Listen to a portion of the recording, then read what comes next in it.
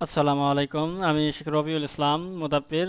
আমাদের ঠিকানা হচ্ছে ঢাকা বিভাগের ফরিদপুর জেলার ভাঙা গোল চত্বর। তো আমরা এখন যে বিষয়টা নিয়ে আলোচনা করব সেটা হচ্ছে আহ, জিন বিষয়ক আজকে আলোচনা হবে। যেহেতু আপনারা মুদাব্বিরি সমস্ত কাজগুলো শিখতেছেন, আমরা স্টেপ বাই স্টেপ সিলেবাস অনুযায়ী আগাবো। তো আজকের আলোচনার বিষয় হচ্ছে জিন কেন্দ্রিক। তো জিন কেন্দ্রিক আলোচনা হবে এবং স্টেপ বাই স্টেপ আপনাদেরকে জিনের চিকিৎসা, জাদুর আলোচনা, বশীকরণ, বিচ্ছেদ, শত্রু দমন সব কিছুই শেখানো হবে স্টেপ বাই স্টেপ। তো আজকের আলোচনার মূল বিষয় যেটা সেটা হচ্ছে জিন কেন্দ্রিক। তো চলেন আমরা আলোচনা শুরু করি। আমার স্ক্রিন কি দেখতে পাচ্ছেন সবাই? দেখেন তো স্ক্রিন দেখা যায় কিনা একটু দেখেন। আমি কি স্ক্রিন কি দেখতে পাচ্ছেন?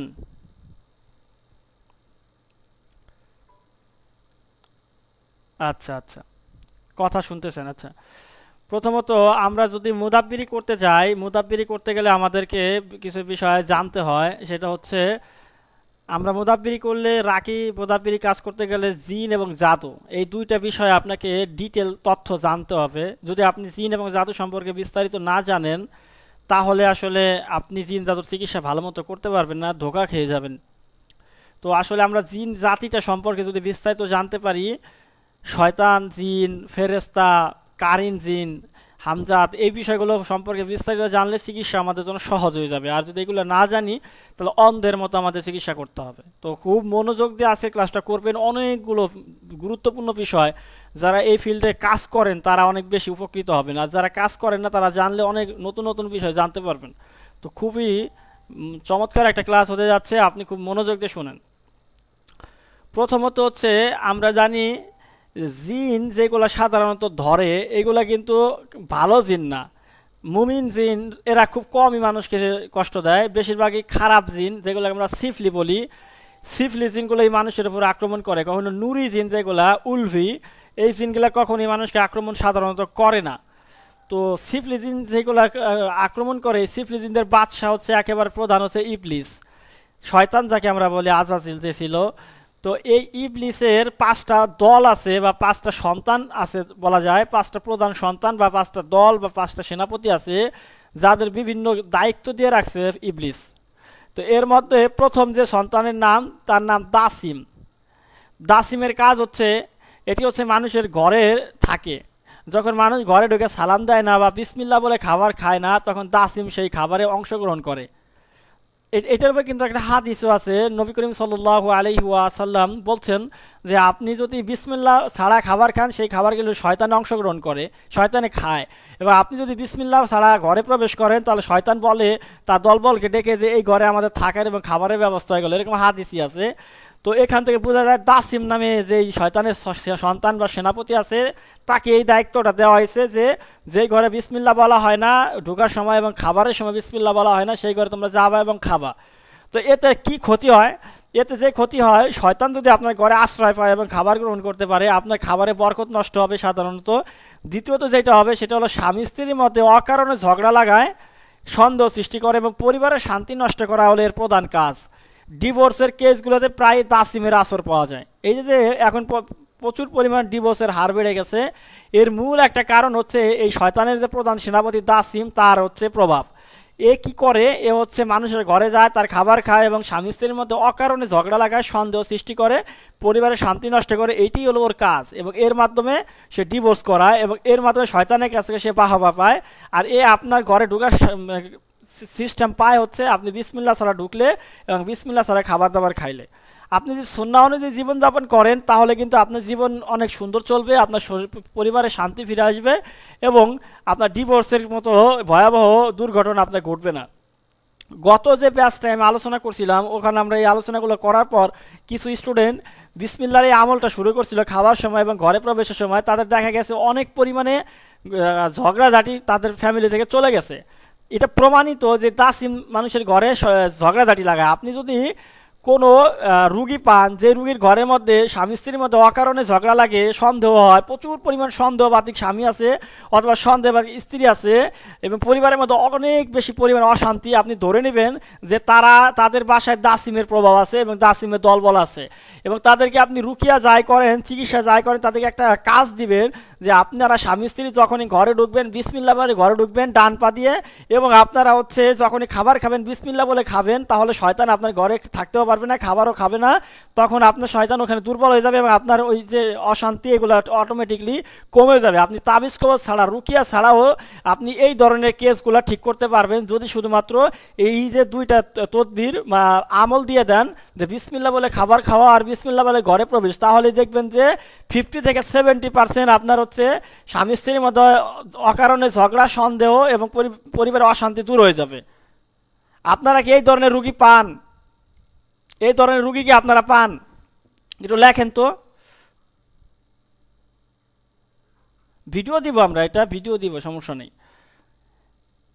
দ্বিতীয়ত যে বিষয়টা থাকে সেটা হচ্ছে আওয়ার নামের এক ধরনের জিন সেনাপতি আছে হচ্ছে আপনার শয়তানের।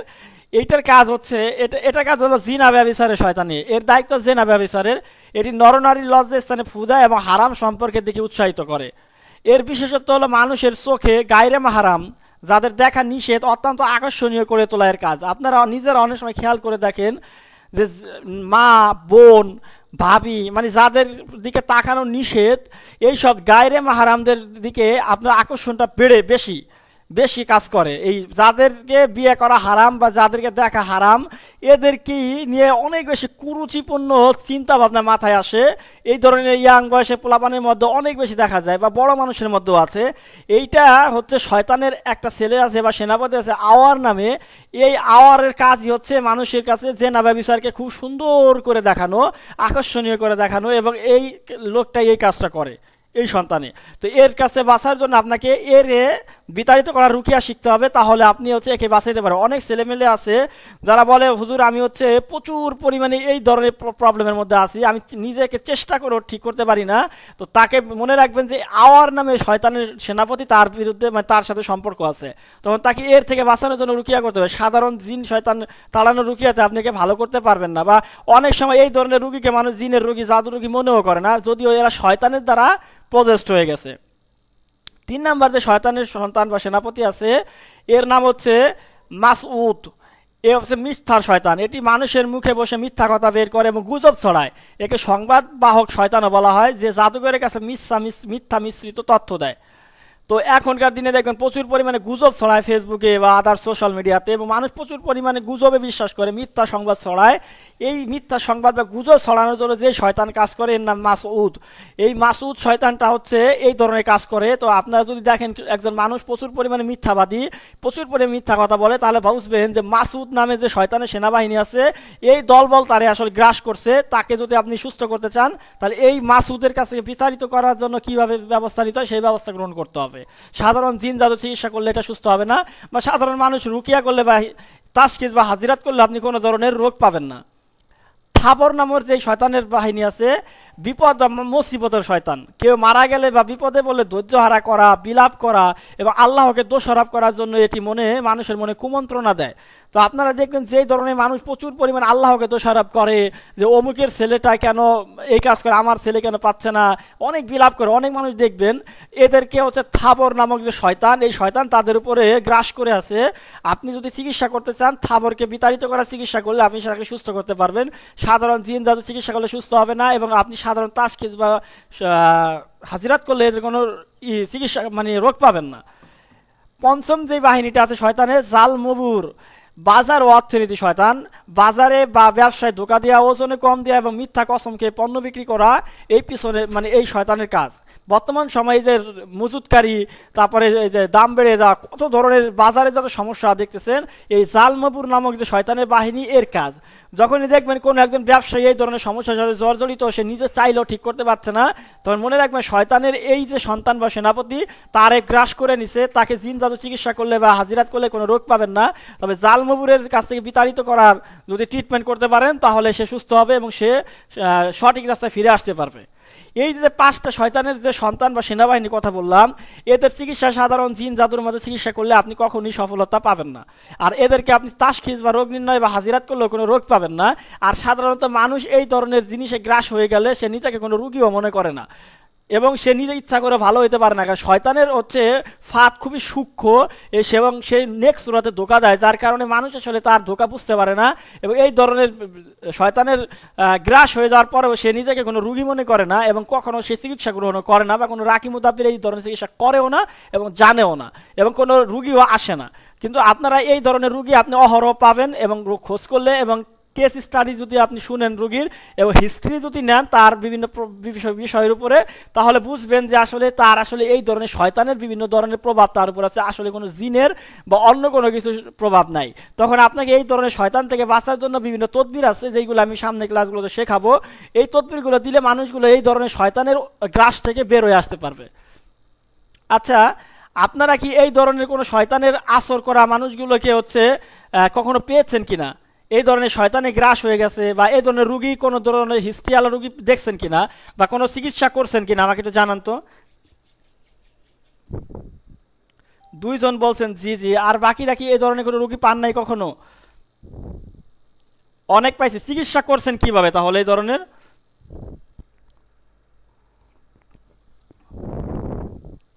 আচ্ছা, আমার সাথে অ্যাক্টিভ থাকবেন ক্লাসে। যখন আপনি অ্যাক্টিভ থাকবেন, আমাকে রেসপন্স করবেন, তখন ক্লাসটা আপনি অনেকগুলো পড়বেন, মানে মজা পাবেন এবং শিখতে পারবেন। বসে কোনো শেখাবো আস্তে আস্তে, কোর্স বা কোর্সের মানে স্টেপ বাই স্টেপ আসবে। আপনি আজকেই বসে কোনো শিখতে পারবেন না, বসে কোনো শিখতে জন্য ধৈর্য ধরে শিখতে হবে।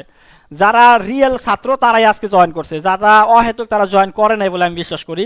তো আপনারা মনোযোগ দিয়ে ক্লাসগুলো করলে অনেক তথ্য পাবেন, অনেক মোজাররব তদবির শিখতে পারবেন বলে আমি আশা করি। ধৈর্য ধরেন। আসেন, আমরা শয়তানের পরিচয় পাওয়ার পরে আমরা জিন জগতে প্রবেশ করি। জিন একটা শব্দ, এটা হচ্ছে লুকায়িত বা যা দেখা যায় না। আসলে জিন বলতে আলাদা একটা ডাইমেনশনকে বোঝায়। আপনারা জিন বলতে হয়তো মনে করেন কোন একটা প্রাণী যাকে চোখে দেখা যায় না, আগুনের তৈরি, ওইটাই জিন। এরকমের জিনিসটা যদিও এরকমেরই, তবে জিন মানে হচ্ছে আলাদা একটা ডাইমেনশন। মানে ডাইমেনশন, আপনারা যদি কোনো অ্যাভেঞ্জার মুভি দেখে থাকেন, ইংলিশ মুভি, তাহলে বুঝবেন যে এক ডাইমেনশন থেকে আর এক ডাইমেনশনে আমাদের মতোই পৃথিবী আছে, আমাদের মধ্যে আর একটা পৃথিবী আছে, যে পৃথিবীটা খালি চোখে দেখা যায় না, ওইটা একটা ডাইমেনশন। তো এরকম জিনেদের জগৎ একটা ডাইমেনশন, যেটা আমাদের পৃথিবীর মধ্যেই আর একটা ডাইমেনশন। যেমন আমরা যদি 3rd ডাইমেনশনে বসবাস করি, ওরা 2D ডাইমেনশনে বসবাস করে। তো ফেরেশতারা ধরেন 1 ডাইমেনশনে বসবাস করে। তো আমরা 3rd ডাইমেনশন থেকে 2D এবং 1 ডাইমেনশন আমরা দেখতে পারি না, বা 4th ডাইমেনশনে আমরা দেখতে পারি না। তো আমাদের এটা চোখের দৃষ্টিসীমার একটা রয়েছে, আমাদের হচ্ছে প্রতিবন্ধকতা রয়েছে। তো এই যে 2D ডাইমেনশনে যে শয়তান মানে জিন শয়তানরা বাস করে, এইটা আলাদা একটা জগৎ। এখানে মাছ আছে, গাছ আছে, ফসল আছে, সবজি আছে, খাবার দাবার আছে, পশু পাখি আছে, সব কিছুই আছে। জিনের জগৎ মানে মানুষের একটা জগৎ বলতে, মানুষের জগতে শুধু মানুষই বসবাস করে না, মানুষের জগতে মাছ বাস করে, গাছ বাস করে, পশু পাখি বাস করে, পাখি বাস করে, কত কিছু বাস করে। এরকম জিনের জগতে শুধু জিনই বাস করে না, ওদের জগতেও গাছ আছে, ফল ফলালি আছে, শাক সবজি আছে, মাছ আছে, গাছ আছে, পশু পাখিও আছে। আপনারা হয়তো মনে করেন শুধুমাত্র জিন, তা না, ওদের পুরো একটা জগৎ। মানুষের যেমন পুরো একটা জগৎ, ওদেরও একটা পুরো একটা জগৎ। আপনি যদি কখনো জিনের জগতে যান, যদি ওই জগৎ দিয়ে আপনি কখনো বেড়াইতে যাইতে পারেন বা কোনো জিনের সাথে সম্পর্ক হয়, আপনাকে যদি জিনের রাজ্যে নিয়ে যায়, তখন দেখবেন ওইখানে পুরো একটা পৃথিবীর মতো জগৎ আছে। আচ্ছা, কারো কি সৌভাগ্য হয়েছে জিনের জগতে? জিনের জগতে যাওয়ার সৌভাগ্য হয়েছে? কেউ কি জিনের জগৎ দেখছেন? এখানে কারো অভিজ্ঞতা আছে? আচ্ছা, নাই। তো জিনের জগৎটা হচ্ছে পুরোটাই হচ্ছে আমাদের এই জগতের মতো, একেবারে আমাদের এই জগতের মতো, কিছুটা ভিন্নতা পাবেন। তো জিনের জগৎও গাছপালা আছে, খাবার দাবার আছে, মাছ মাংস আছে, সবই আছে, এক কথা ওদের একটা জগৎ। এখন এই জিনের জগতে বিভিন্ন ধরনের জিন বাস করে। যেমন ভারতীয় মানুষ এক ধরনের, আফ্রিকান মানুষ আর এক ধরনের, অস্ট্রেলিয়ান মানুষ দেখতে আর এক ধরনের, এরকম জিনেদের মধ্যে অনেক ভাগ আছে। তো জিনেদের মধ্যে ভাগের মধ্যে আমরা ইফরিত নামে এক ধরনের জিন প্রজাতি আমরা চিনি। আবার মারিদ নামে এক ধরনের জিন প্রজাতি আমরা চিনি, গুল নামে এক ধরনের প্রজাতি আমরা চিনি, নাসনাস নামে এক ধরনের জিন প্রজাতি আমরা চিনি। আমরা এরকমভাবে বহু ধরনের জিনের প্রজাতি আছে, এগুলো হলো বিভিন্ন প্রজাতি। যেমন বাংলা মানুষের মধ্যে যেমন আমরা মানুষ আছি, আবার অনেক উপজাতি মানুষ আছে, চাকমা, মারমা, গাঢ়, ওরা দেখতে অন্য রকমের, আবার আফ্রিকার মানুষ দেখতে আর এক রকমের, আপনার অস্ট্রেলিয়ার মানুষ দেখতে আর এক রকমের। এরকম জিনেদের মধ্যে শক্তির তারতম্যের দিক থেকে অনেক ধরনের ভিন্নতা আছে।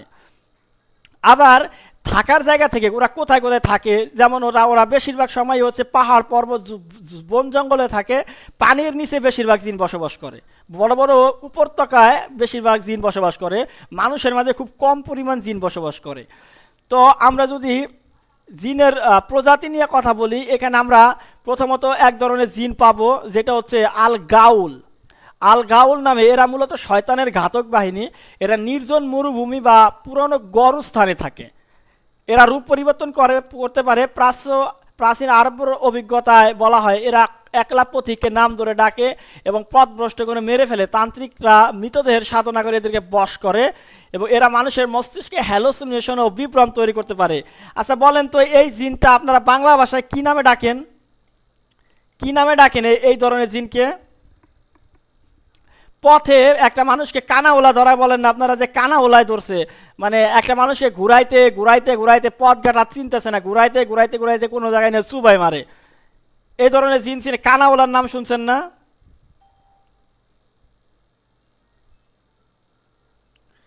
কানাওলা নামক জিন শুনছেন কিনা? হ্যাঁ, কানাওলা যারা কি করে এই ধরনের ক্ষতি করে, এইটা হলো এক ধরনের জিন। আবার আর এক ধরনের, এগুলোকে আরবিতে বলা হয় আল গাউল। আল গাউল নামের এক ধরনের জিন, এটা খুব শয়তান। আবার দ্বিতীয়, অনেক সময় শুনবেন যে কবরস্থানে পাশে যাওয়ার সময়, মরুভূমি পথে যাওয়ার সময় এরকম মানুষের পিছনে লাগে, তার পথ ভুলাই ফেলায়, তারা বিভিন্ন জায়গায় ঘুরে ঘুরে অনেক সময় বাইসে যায়, অনেক সময় বিভিন্ন জায়গায় নিয়ে গাইডে দেয়, পানিতে বা বিভিন্ন নরম জায়গায় গেড়ে ফেলে, মেরে ফেলে। এই আল গাউল নামক এক ধরনের জিন। আবার আরেক ধরনের জিন আছে আল জাথুম নামে, এরা বোবা ধরা, স্লিপ প্যারালাইসিস ডেমন। যেমন আপনারা অনেকে শুনবেন যে মানুষ ঘুমাইলে পরে নড়াচড়া করতে পারে না, শ্বাসরোধ হয়ে আসে, বুকের পরে মনে অনেক মন চাপ লাগছে, নড়তে পারে না, মানুষকে ভয় দেখানো এবং ঘুমের মধ্যে হার্ট অ্যাটাক এবং মানসিক ট্রমা সৃষ্টি করা। চিকিৎসা বিজ্ঞানে স্লিপ প্যারালাইসিস বলা হলো রুহানি জগতে এটি একটি জীবন্ত শয়তানি সত্তা। এর নাম আল জামুদ। আল জামুদ নামে জাথুম, আল জাথুম নামে এক প্রকার জিন। এরা, এই জিনের সাথে আপনারা পরিচিত আছেন? যারা হচ্ছে মানুষকে হচ্ছে ঘুমের ঘরে স্লিপ প্যারালাইসিস করে ফেলে, বুবাই ধরা বলে অনেকেই, এটা হচ্ছে আল জাথুম নামক এক ধরনের জিন। এই ধরনের জিনের চিকিৎসা কিন্তু আবার অন্যভাবে করতে হয়। আবার আল গাউল নামের চিকিৎসা কিন্তু আরেকভাবে করতে হয়। আবার আল শুক নামে এক ধরনের জিন আছে, এটি একটি অদ্ভুত ও বিভৎস প্রজাতি। এদের শরীর অর্ধেক মানুষের মতো। এরা মানুষের শরীরে খুব দ্রুত প্রবেশ করতে পারে এবং মানুষের নার্ভাস সিস্টেম বা স্নায়ুতন্ত্র ধ্বংস করে দেয়। প্যারালাইসিস বা পক্ষাঘাতগ্রস্ত রোগীদের ক্ষেত্রে অনেক সময় এই ধরনের আল শুক নামক আসর পাওয়া যায়। আল শুক। আর আরেকটা আছে হচ্ছে আপনার হচ্ছে এই ধরনের জিন, আপনার হচ্ছে গুল প্রজাতির জিন। এই গুল জিনগুলো মানুষের শরীরের মধ্যে ঢুকতে পারে এবং দেখবেন যে মানুষ বলে যে তার পিঠ দিয়ে পিঁপড়ার মতো বায়, নিচ থেকে উপরের দিকে যায়, শরীরের ভিতরে চলাচল করে। এক ধরনের জিন মানুষের রক্ত খায় এবং মানুষের গোস্ত খায়, হাড় খেয়ে ফেলে, মাজার হাড় খেয়ে ফেলে। দেখবেন এখন ম্যাক্সিমাম মহিলাদের মাজার হাড় দুর্বল, মাজায় ব্যথা, মাজার হাড় খেয়ে ফেলছে, পরীক্ষা করে দেখা যায়। এই গুল প্রজাতির জিন যেগুলো কবরস্থানে লাশ খায়, যেগুলা একটা হায়নার মতো দেখতে, এই জিনগুলো আসলে জিন না, জিনদের জগতে এক ধরনের হায়না। এই জিনগুলা হচ্ছে মানুষের রক্ত খায়, পচা লাশ খায় এবং মানুষের শরীরে ঢুকতে পারে এবং মানুষের শরীরের মধ্যে চলাচল করে। এবং মানুষের যারা প্যারালাইজ বান মারা হয়, যখন এই ধরনের জিন চালানো হয় প্যারালাইজ বানের সাথে, এবং মানুষকে এক সাইড পড়ায় দেয়, প্যারালাইজ করে দেয়। আপনারা এই ধরনের রুগী পাইছেন কখনো, যে যাদের এক সাইড বা হাত পা অবশ হয়ে গেছে বা শরীরের মধ্যে চলাচল করে জিন, এরকম রুগী পাইছেন? এই জিনগুলো হচ্ছে এই ধরনের শয়তান জিন। আল শুক বা গুল নামে চিনবেন, গুল প্রজাতি। এটা এই গরুস্থানে থাকে, হায়নার মতো দেখতে। পরবর্তীতে আমরা যদি আরো কিছু জিন জাতি নিয়ে কথা বলি, সেটা হচ্ছে সুলাইমানি জাদু বা কাব্বালা শাস্ত্রের 72টা শয়তান আছে। নবী সুলাইমান আলাইহিস সালামকে আল্লাহ পাক সব ধরনের জিন এবং জাদুর উপরে ক্ষমতা প্রদান করছিল। তো ওই জিন এবং জাদুর ক্ষমতার মধ্যে কিছু জিন তার অবাধ্য হয়েছিল। এই অবাধ্য 72টা শয়তান, মানে জিনদের রাজা, সাধারণ জিন না, 72টা রাজা জিন তার অবাধ্য হয়েছিল এবং তাদেরকে নবী সুলাইমান আলাইহিস সালাম একটা এই কলসের মধ্যে ভৈরা পানিতে ফেলে দিছিল সিলমোহর করে। পরবর্তীতে ওদেরকে আবার হচ্ছে ব্যাবিলনের মানুষজন ছাড় দিছে, মুক্ত করে দিছে এবং ওরা এখন যার যার রাজ্যে বসবাস করে। এই যে যে সুলাইমান আলাইহিস সালাম যেই জিনগুলোকে বন্দি করছিল এর মধ্যে এক নম্বরে যে আছে তার নাম রাজা বাআল। আচ্ছা, রাজা বাআলের নাম শুনেন নাই? এর কিছুদিন আগে হচ্ছে অ্যাপস্টাইন ফাইল যে ভাইরাল হলো, এখানে রাজা বাআলের উৎসর্গ করা হয়তো বাচ্চাদের এবং এখান থেকে জাদুবিদ্যা কায়েম করে এই যে আমাদের লোকজনরা রাজা বাআলের পূজা করে। আল্লাহ পাক কুরআনে বাআলের কথা বলছে। তো এই যে যে বাআল এদের এরা হচ্ছে খুবই শক্তিশালী, এরা এরা বিভিন্ন ধরনের কাজ করতে পারে। এই আমি পিডিএফটা আপনাদেরকে দিয়ে দিব, এখানে আপনারা পড়ে নেবেন যে কোন শয়তানের কি শক্তি আছে, পড়ে নেবেন। আচ্ছা, পরবর্তীতে বাংলাদেশ ভারত পাকিস্তানের মধ্যে একটা ভারতীয় তন্ত্র বা হিন্দু মিথোলজির একটা ভালো প্রভাব পাওয়া যায়। এই সব জায়গা থেকে আপনারা দেখবেন কিছু জিনেদের নাম আপনারা শুনবেন যদিও। আচ্ছা, হিন্দু ধর্মের যেই দেবদেবীগুলা দেখেন কালী, মনসা, কামাখ্যা, এগুলোকে আপনারা কি মনে করেন? এরা কি দেবতা, সৃষ্টিকর্তা নাকি জিন? কন্ত দেখি আপনাদের আইডিয়া কি?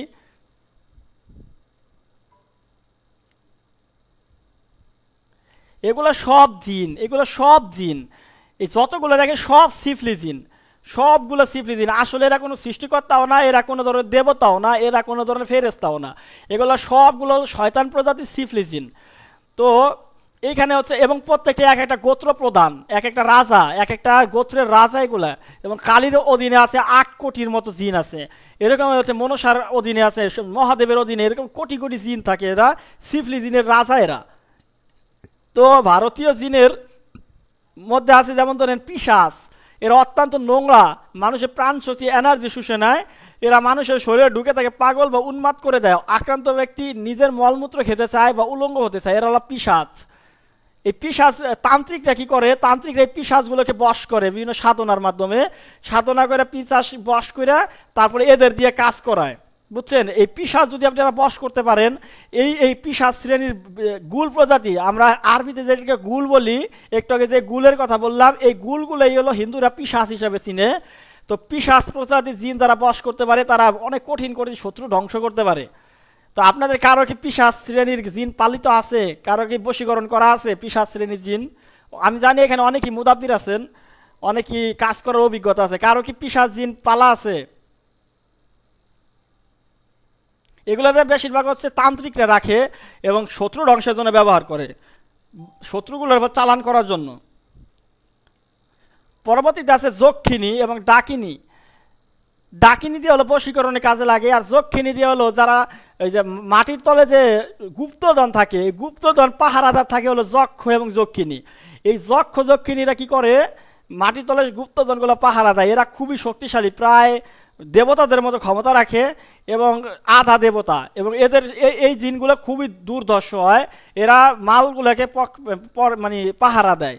আচ্ছা, আপনারা কখনো কি কাউকে দেখছেন যে মাল গুপ্তধন উঠাইতে যায় মারা গেছে, বা গুপ্তধন উঠাইতে পারছে বা খাইছে, এরকম মানুষের আপনাদের জানা আছে কেন?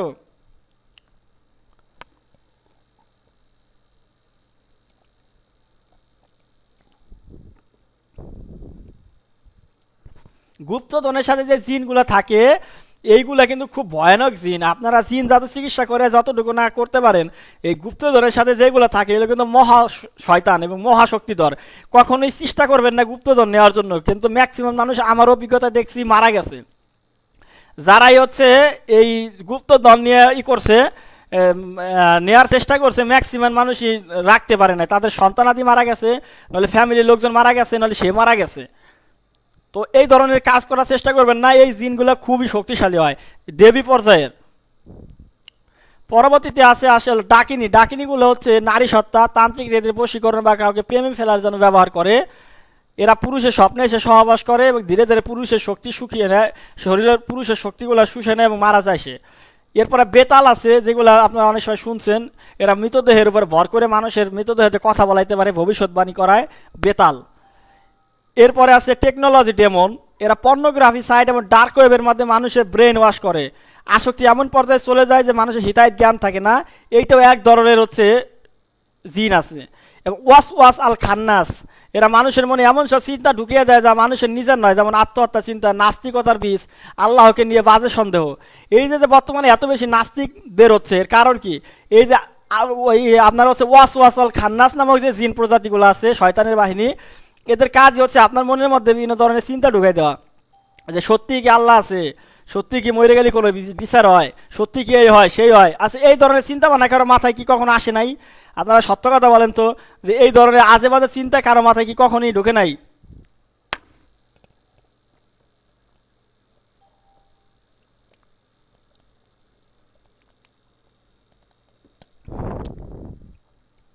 আচ্ছা, এই যে যে একটা জিন, এইগুলো কিন্তু আপনার না, এইগুলো কিন্তু আপনার নিজের চিন্তা না। এই যে যে আপনার আত্মহত্যার চিন্তা, বাইসে থেকে কি হবে, আমার জীবনে কিছু হবে না, আসলে সৃষ্টিকর্তা আছে কিনা, মরে গেলে আসলে বিচার হবে কিনা, জান্নাত জাহান্নাম সত্যি আছে কিনা, হুজুররা ভালো না, এই যে চিন্তাগুলো, এগুলো কিন্তু আপনার নিজের চিন্তা না। আপনি মনে করেন আপনার নিজের মাথার বুদ্ধি, বিষয়টা তা নাই। যে মুক্ত মনারা মনে করে কি, যে ওদের মানে নিজস্ব বুদ্ধি দিয়ে ওরা এইগুলো বাই করতেছে, নাস্তিক হয়ে যাইতেছে। বাস্তবে ওরা শয়তানের ওয়াসওয়াসার মধ্যে গ্রাস হয়ে গেছে, এবং ওদের মাথার মধ্যে এখন খালি শয়তান এগুলোই দেয়, বিভিন্ন ধরনের জিনিসগুলো কনফিউশন, সন্দেহ তৈরি করে। আর ওরা মনে করে আমরা নিজেরা খুব বুদ্ধিমান, আর যারা আস্তিক তারা হলো বোকা। বাস্তবে তারা শয়তানে গ্রাস হয়ে গেছে। তাদেরকে যদি আপনি রুকিয়া করে চিকিৎসা করেন, তারা সুস্থ হয়ে যাবে, তখন তারা আর নাস্তিক থাকবে না। কিন্তু তাদের রুকিয়া করবে কি, তারা তো মানে পুরোপুরি গ্রাস হয়ে আপনাকে ছাড়া আসবেই না। তো যাদেরকে মনে এই ধরনের চিন্তা আসে, তারা আপনারা প্রচুর পরিমাণে সূরা না ফালাক পড়বেন, ক্লাউজুর আবিনাস মালিক নাস, হ্যাঁ সূরা নাস পড়বেন। এই নাস নাস 100 বার যদি সূরা নাস পড়ে পানিতে ফু দিয়ে খান 3 দিন থেকে 7 দিন এবং গোসল করেন, তাহলে দেখবেন এই ধরনের চিন্তা আপনার মাথা থেকে চলে যাবে। এগুলো রুকি আমরা শিখাবো। তো এইটা হলো এক ধরনের জিন, শয়তান প্রজাতির আর কি, প্রজাতির। এর পরবর্তীতে আছে আদম আলাইহিস সালাম থেকে এই পর্যন্ত। আপনারা জিনেদের যদি রেফারেন্স নেন, তো জিনেদেরও সৃষ্টির আগে আরও কিছু প্রজাতি ছিল। জিনেদের আগে ছিল যারা, তাদের নাম ছিল হিন, বিন, তিম এবং রিম। এবং তারও আগে ছিল জান, বনু জান। বনু জান ছিল হচ্ছে হিন, বিন, রিম, তিমেরও আগের প্রজাতি। বনু জানকে আল্লাপাক প্রথম সৃষ্টি করছে, জানকে আল্লাপাক সৃষ্টি করছে, তারপরে সৃষ্টি করছে হচ্ছে আপনাকে হচ্ছে হিনকে। হিন হচ্ছে কিছুটা পশুর মতো দেখতে, এবং বিন হচ্ছে সাপের মতো দেখতে। রিম তিম থাকে মাটি পানির নিচে, একেবারে সাগরের নিচে থাকে রিম তিম, এখনও আছে। ওরা জিনেরও আগের সৃষ্টি এরা। তো তারপরে আল্লাপাক হচ্ছে জিন সৃষ্টি করছে। এবং ওরা কোথায় থাকে? ওরা থাকে জাবালে কাফ। জাবালে কাফ নামে একটা পর্বত আছে, বা আপনার হচ্ছে ইসের কালো পাহাড় নামে একটা পর্বত আছে। আমার কাছে কিছু মক্কেল আছে, ওদেরকে আমি জিজ্ঞেস করছিলাম যে তোমরা আসলে কোথায় থাকো? তো ওরা বলে আমরা হলো কালো পাহাড়ে থাকি। তো কালো পাহাড় একটা অনেক দূরে, সমুদ্রের মাঝখানে দ্বীপ আছে বিভিন্ন ধরনের।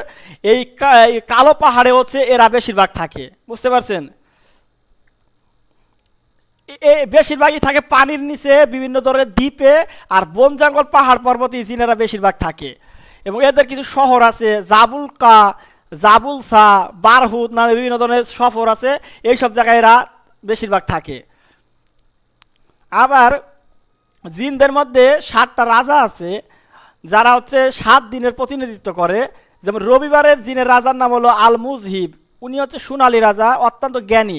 ওনার গ্রহ হচ্ছে সূর্য, সোনালী হলুদ রঙের ওনার হচ্ছে ধাতু রং। এরকম সোমবারে আছে আল মুর্রা, মঙ্গলবারে আল আহমার। মঙ্গলবারে যে রাজা, উনি হলো লাল রাজা। ওনার সাথে আমার কথা হয়েছে কয়েকবারই। উনি যুদ্ধের সেনাপতি এবং রক্তপিপাসু। উনি হচ্ছে মঙ্গলবারে, এই যে আপনারা যখন তান্ত্রিকরা যত কাজ করে মঙ্গলবারে, কিসের জন্য? বান মারা, যত কিছু করে মঙ্গলবারে। কারণ মঙ্গলবারের রাজা হচ্ছে আহমার। আহমারের কাজই হচ্ছে যুদ্ধ করা। ওনার কাছে লাখ লাখ কোটি কোটি সেনাপতি আছে, আর হলো যুদ্ধ আছে। উনি খালি রক্তের মানে রক্তের করে খেলো, সবসময় মারামারি কাটাকাটি। বুধবারে হচ্ছে আল বারকান, বৃহস্পতিবার শাম হুরিশ। উনি হচ্ছে জিন জগতের মধ্যে আপনার কাজী, বিচারক, সমস্ত জিনের বিচারক। ওনার একটা মানে ওনার সাথেও আমার কথা হয়েছে, এবং ওনার একজন মোয়াক্কেল আমার সাথে কাজ করে। এবং শুক্রবারের রাজার নাম হচ্ছে আল আবিয়াদ, সাদা রাজা জাওবা, উনি পবিত্রতা পছন্দ করে। এবং শনিবারের রাজার নাম হচ্ছে আল মাইমুন, কালো জাদুর রাজা, অত্যন্ত শক্তিশালী এবং ধ্বংসাত্মক। যত ধরনের বানবিদ্যা আছে সবগুলোর কাজ করে এই আল মাইমুন। ওনার 4টা রূপ আছে, উড়ন্ত মাইমুন, মেঘের মাইমুন, কালো মাইমুন এবং এমনি মাইমুন। এই মাইমুন হচ্ছে সিফলি জগতের রাজা, একদম পুরো সিফলি। উনি আসে হলো রাতের অন্ধকারে আসে এবং হচ্ছে কালো কুচকুচো দেখতে মহিলার রূপে থাকে। যত দেব দেবতা আছে একেবারে কালী থেকে শুরু করে যত দেবতা আছে সব দেবতা উনার আন্ডারে কাজ করে। আল মাইমুনের আন্ডারে সব দেবতা কাজ করে, উনি হলো তাদের রাজা। আর উনি আসে হচ্ছে মহিলাদের বেশি, আপনি যদি কখনো ডাক দেন তাহলে পাবেন ওনাকে মহিলাদের বেশি পাবেন, নতুন বউর মতো দেখবেন।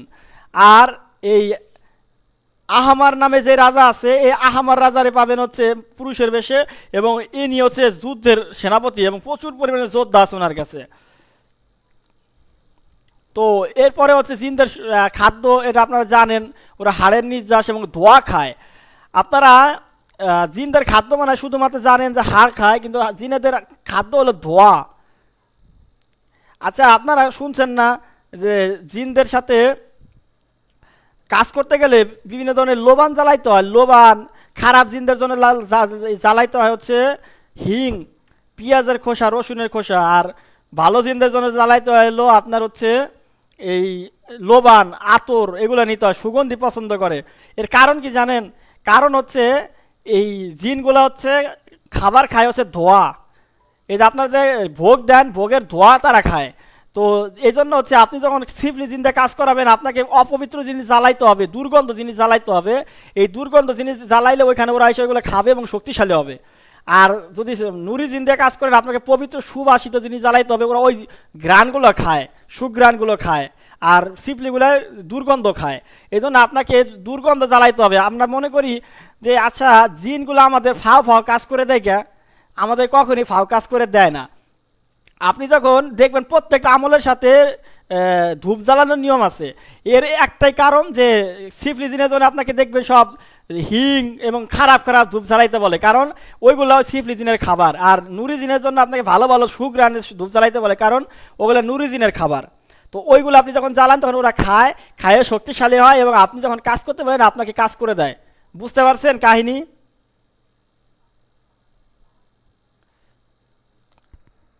আমার কথা শুনেন না? বুঝতে পারছেন? কেউ তো লিখতেছেন না।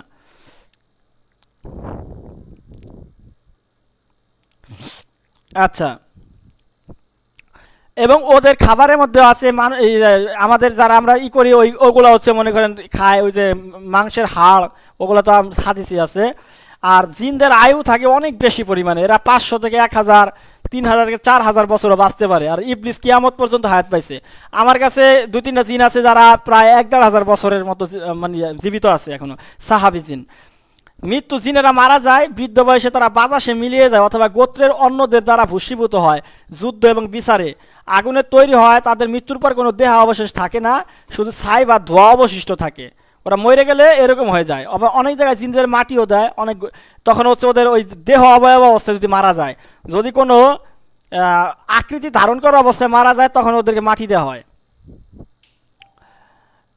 এরপরে হচ্ছে অনেক ধরনের জিন প্রজাতি আছে, যেমন আল কুতরুব নামক এক ধরনের জিন আছে যারা মানুষের রূপ ধরে থাকে এবং হিংস্র পশুর মতো। এরা পূর্ণিমার রাতে বেশি সক্রিয় থাকে এবং মানুষে কামড়ে দিলে মানুষ পাগল হয়ে যায়। আপনারা শুনবেন অমাবস্যা পূর্ণিমায় বাপ মায় কিন্তু যাইতে নিষেধ করে। তো আল কুতরুব নামক জিন মানুষের রূপ ধরতে পারে, এরা এই দিনে বেশি হিংস্র থাকে। আল হাতিব যারা চালান করা যায়, দূর থেকে শব্দ নেয়। যাও বা ঘূর্ণিঝড়ের মতো জিন আছে, এক শিখ ধরনের এক ধরনের জিন আছে, পড়ে নেবেন এগুলা। জিনদের মধ্যে মুসলিম, ইহুদি, খ্রিস্টান, নাজুস, অগ্নিপূজক এবং নাস্তিক আছে। আচ্ছা, আমাদের দেশে সবচেয়ে বেশি কি জিন পাওয়া যায় বলেন তো? কারো কোনো আইডিয়া আছে কিনা আমাদের দেশে সবচেয়ে কোন জিন বেশি পাওয়া যায়? লেখেন তো সবাই, আপনারা যারা মুদাব্বির আছেন লেখেন তো, আমাদের দেশে সবচেয়ে বেশি কোন জিন?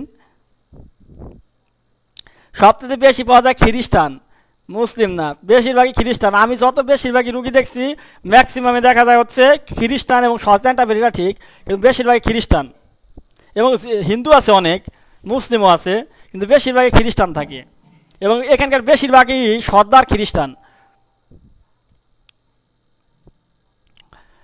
এবং যুদ্ধের জিনদের মধ্যে যুদ্ধ হয় প্রচুর পরিমাণে, আমাদের চেয়ে বেশি যুদ্ধ হয়। মানুষ আর কতটুকু কাজে হাঙ্গামা করে, জিনেরা বেশি পরিমাণে করে। এই জন্য হচ্ছে আল্লাহ ওই যে যখন আদম সৃষ্টি করতে চাইলো তখন ফেরেশতারা বলছিল, আল্লাহ পাক আপনি কি এমন কাউকে সৃষ্টি করবেন যারা রক্তপাত করবে? কারণ জিনেরা সব সময় মারামারি কাটাকাটি নিয়ে থাকে, এবং জিনেদের অস্ত্র হলো সেহের, জাদু। অদৃশ্য তীরের মতো যা মানুষের শরীরে বিঁধলে প্যারালাইসিস বা তীব্র ব্যথা হয়, মেডিকেল টেস্টে ধরা পড়ে না। মানসিক জাল, আগুন এবং বিদ্যুৎ।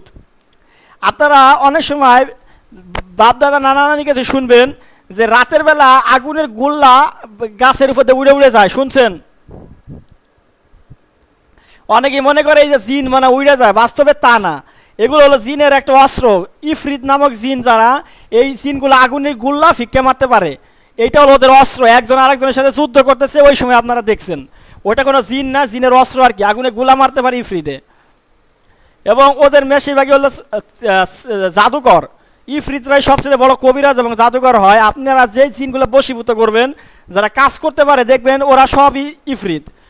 এবং এই জিনগুলো সবচেয়ে বেশি, এদের মধ্যে রাজা হয় যে সবচেয়ে বেশি জাদু জানে, এবং জাদু দিয়ে ওদের মধ্যে যুদ্ধ হয়। সবচেয়ে বড় জাদুকর এই জিনেরা।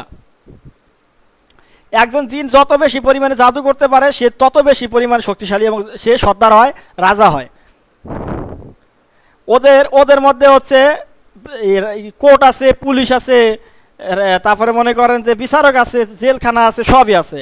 ওদের প্রধান বিচারক রাজা শামহুরিশ, বৃহস্পতিবারের প্রতিনিধি করে। এদের মধ্যে জিন জাতির কাজী আল কুজ্জাত উনি, এবং এখানে হচ্ছে অনেক আছে। এদের মধ্যে আব্দুর রহমান আছে, ওনার ছেলে। আদালতে গঠন, এর মধ্যে হাকিম আছে, বিচারপতির প্রতিনিধি আল মুদ্দাই, যিনি অভিযোগ পেশ করে। আপনি রাকি বা মুদাব্বির যেমন এই আল মুদ্দাইয়ের কাছে যে কি করতে পারেন, মানে যে অভিযোগ পেশ করে তার কাছে অভিযোগ দিতে পারেন। আওয়ান বা খুদ্দাম, এরা হলো পুলিশ ইফরিত শ্রেণীর, যারা জিন কোনো অপরাধ করে তারা ধরে নিয়ে আসে। কাতির, যারা মামলার রায় দেয় বা উকিল। এরকম বিভিন্ন ধরনের বিষয় আছে। বিচার প্রক্রিয়া হয়, আর্জি পেশ করা যায়, ওয়ারেন্ট জারি হয়, গ্রেপ্তার করে, জেরা হয়, সাক্ষী হয়, এরকম বিভিন্ন ধরনের কাজ হয়। আপনারা যারা বড় মুদাব্বির তারা হয়তো এটার সাথে পরিচিত, যারা নতুন তারা হয়তো জানে না যে জিনের দরবারে কীভাবে বিচার দিতে হয়, কীভাবে বিচার হয়।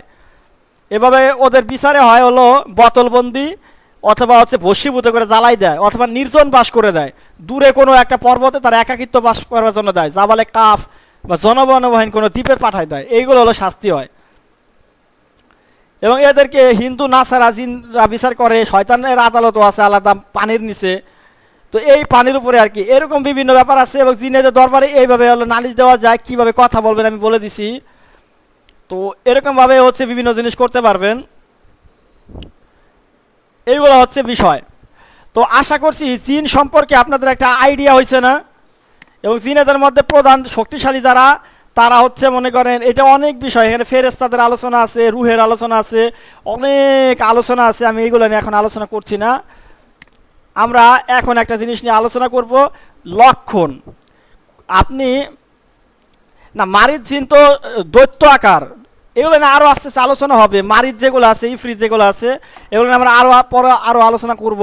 এরকম আরও অনেক জিনের প্রজাতি আছে, বহু জিন। জিনেদের মধ্যে 70,000 গোত্র আছে, এবং এক একটা গোত্রের আন্ডারে আবার 70,000 করে হচ্ছে আপনার উপগোত্র আছে। মানে এত কোটি কোটি জিন আছে পৃথিবীতে। উপর থেকে আকাশ থেকে যেটা সুচ ফেলা হয়, তাহলে নিচে মনে করেন যে কোনো একটা জিনের গায়ে পড়বে। তো এত পরিমাণ জিন আছে। এবং জিনেদের রাজ্যে শুধু জিনরাই থাকে না, জিনেদের রাজ্যে গরু ছাগল আছে। অনেকের কাছে শুনেন না যে তার কাছে একটা মোয়াক্কেল আসে গরুর সুরতে, তো ওইটা হলো ওই দেশের গরু মনে করেন। আবার অনেকের কাছে বাঘ আসে, অনেকের কাছে মনে করেন যে সিংহ আসে, অনেকের কাছে বিলেই আসে, অনেকের কাছে কুকুর আসে, অনেকের কাছে শুকুর আসে। এগুলো হচ্ছে ওই দেশের কিন্তু জিন না, ওই দেশের হচ্ছে প্রাণী। কিন্তু ওইগুলো আমরা চোখে দেখি না, কারণ ওইটা আলাদা ডাইমেনশনের। ওই দেশের ফল হয়, ওই দেশের গাছ হয়, ওই দেশের ফল কিন্তু খাওয়া যায়। যারা ওই দেশে ঘুরতে যাবেন দেখবেন, বা আপনার সাথে বন্ধুত্ব থাকলে ওই দেশের ফল আপনাকে আইনে দিবে, আপনি খাইতে পারবেন। ওই দেশের খাবার দাবার আপনি খাইতে পারবেন। এপিডিএফ আপনাদের দিয়ে দেওয়া হবে, সমস্যা নাই। জিন মানে শুধু খালি একটা জিনিস না, ওইটা ওই জগৎটাই আলাদা, ওইখানেও সব কিছু আছে। জিনের জগৎ থেকে আমরা বিভিন্ন ধরনের পাথর আইনে কবিরাজি করি। অনেক জায়গায় জিনেদের হচ্ছে, আমার উস্তাদ আছে একজন, উনি হচ্ছে জিনেদের বিভিন্ন ধরনের পাথর, জিনেদের থেকে বিভিন্ন গাছ আইনেও চিকিৎসা করে। তো ওই দেশে অনেক কিছু আছে। জিনেদের জেলখানায় আছে, মানুষ কোনো অপরাধ করলে অনেক সময় জিনেদের জেলখানায় বছরের পর বছর আটকাই রাখে, কোনো মুদাব্বিরের মাধ্যমে চাইলে ফিরিয়ে আনা যায়। এবং অনেক মানুষ জিনেরা উঠাই নিয়ে যায়। আমি গত ব্যাচে আমরা ক্লাস নেওয়ার মধ্যেই একজন মানুষকে উঠাই নিয়ে গেছিলো, পরে আমরা আবার যোগাযোগ করে ফিরে আনছি। তো মানুষে নিয়ে যায় জিনের জগতে, অনেকে বিয়ে করে নিয়ে যায়। তো এটা একটা মজার জগৎ, আপনারা অনেকে যাইতে পারবেন, যারা শেষ পর্যন্ত থাকবেন অনেকে জিনের জগতে চাইলে দেখতেও পারবেন, চাইলে যদি বন্ধুত্ব করতে পারেন। তো আসেন জিনে ধরলে পরে হচ্ছে আপনি লক্ষণগুলো কি কি হয় আমরা একটু দেখি, যে আপনি একটা লক্ষণ দেখে বুঝতে পারবেন।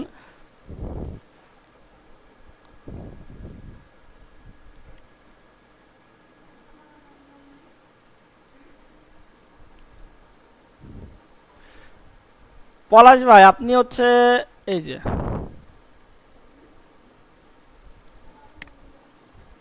দেখেন আমি আপনাদের একটা ফর্ম দিচ্ছি, এই যে একটা ফর্ম, এই ফর্মের মাধ্যমে আপনারা রোগ নির্ণয় করতে পারবেন।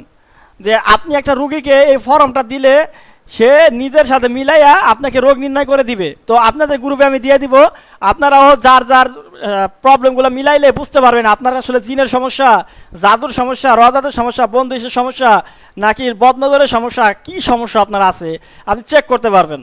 তো এই লিঙ্কটা আমি আপনাদের গ্রুপে দিয়ে দিচ্ছি, আপনারা সবাই জয়েন করেন লিঙ্কগুলোতে, এবং যে যেই সমস্যায় আছেন ঠিক চিহ্ন দিবেন। তো আমি আপনাদের গ্রুপে দেই।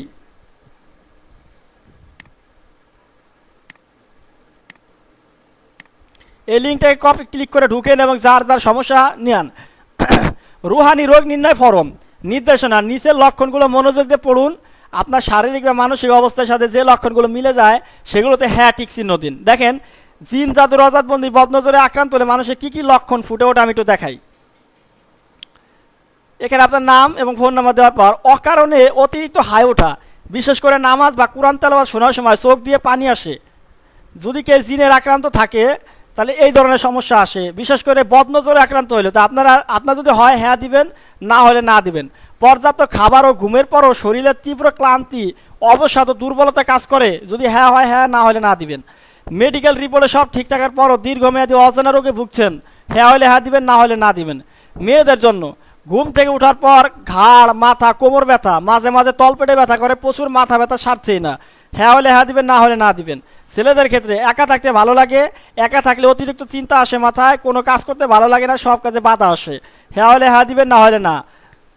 নিষিদ্ধ কাজ ও মানুষের প্রতি প্রচুর আগ্রহ জোর করে থামাতে পারছেন না, চেহারায় অস্বাভাবিক উজ্জ্বলতা নষ্ট হয়ে যায় এবং হঠাৎ কালচে বা ফ্যাকাশে হয়ে যাচ্ছে। ঘাড়, মাথা ও পিঠের নিচের অংশ বা কাঁধ সবসময় ভারী থাকে। পড়াশোনায় স্বাভাবিক কাজ বা ব্যবসার প্রতি অনীহা, চরম অনীহা এবং বিরক্তি তৈরি হচ্ছে।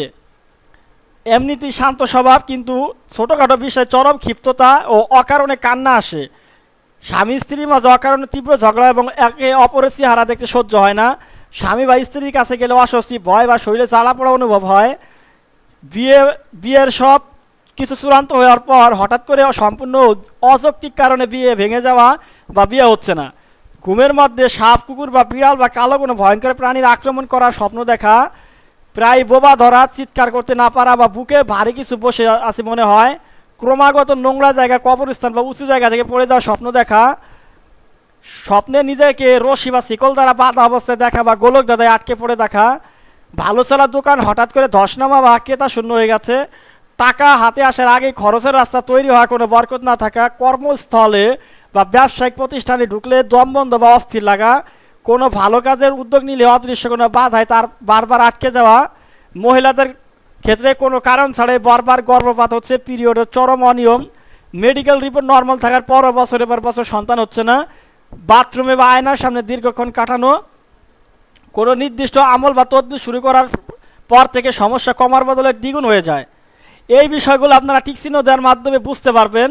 মানে আমি আপনাদেরকে বলে দিব, মানে এটা একটা পার্সেন্টেজ আসবে যে কার কি সমস্যা, জিনের সমস্যা, জাদুর সমস্যা, রজাত না বন্দিশ না বদনজর। এবং আপনারাদেরও সামনের ক্লাসে আমি বলে দিব যে কোনটা আসলে কিসের লক্ষণ এবং কোনটা আমাদের, আপনারাও এরকম একটা রুগীর চেক করাইতে পারবেন, চেক লিস্ট বানাইতে পারবেন।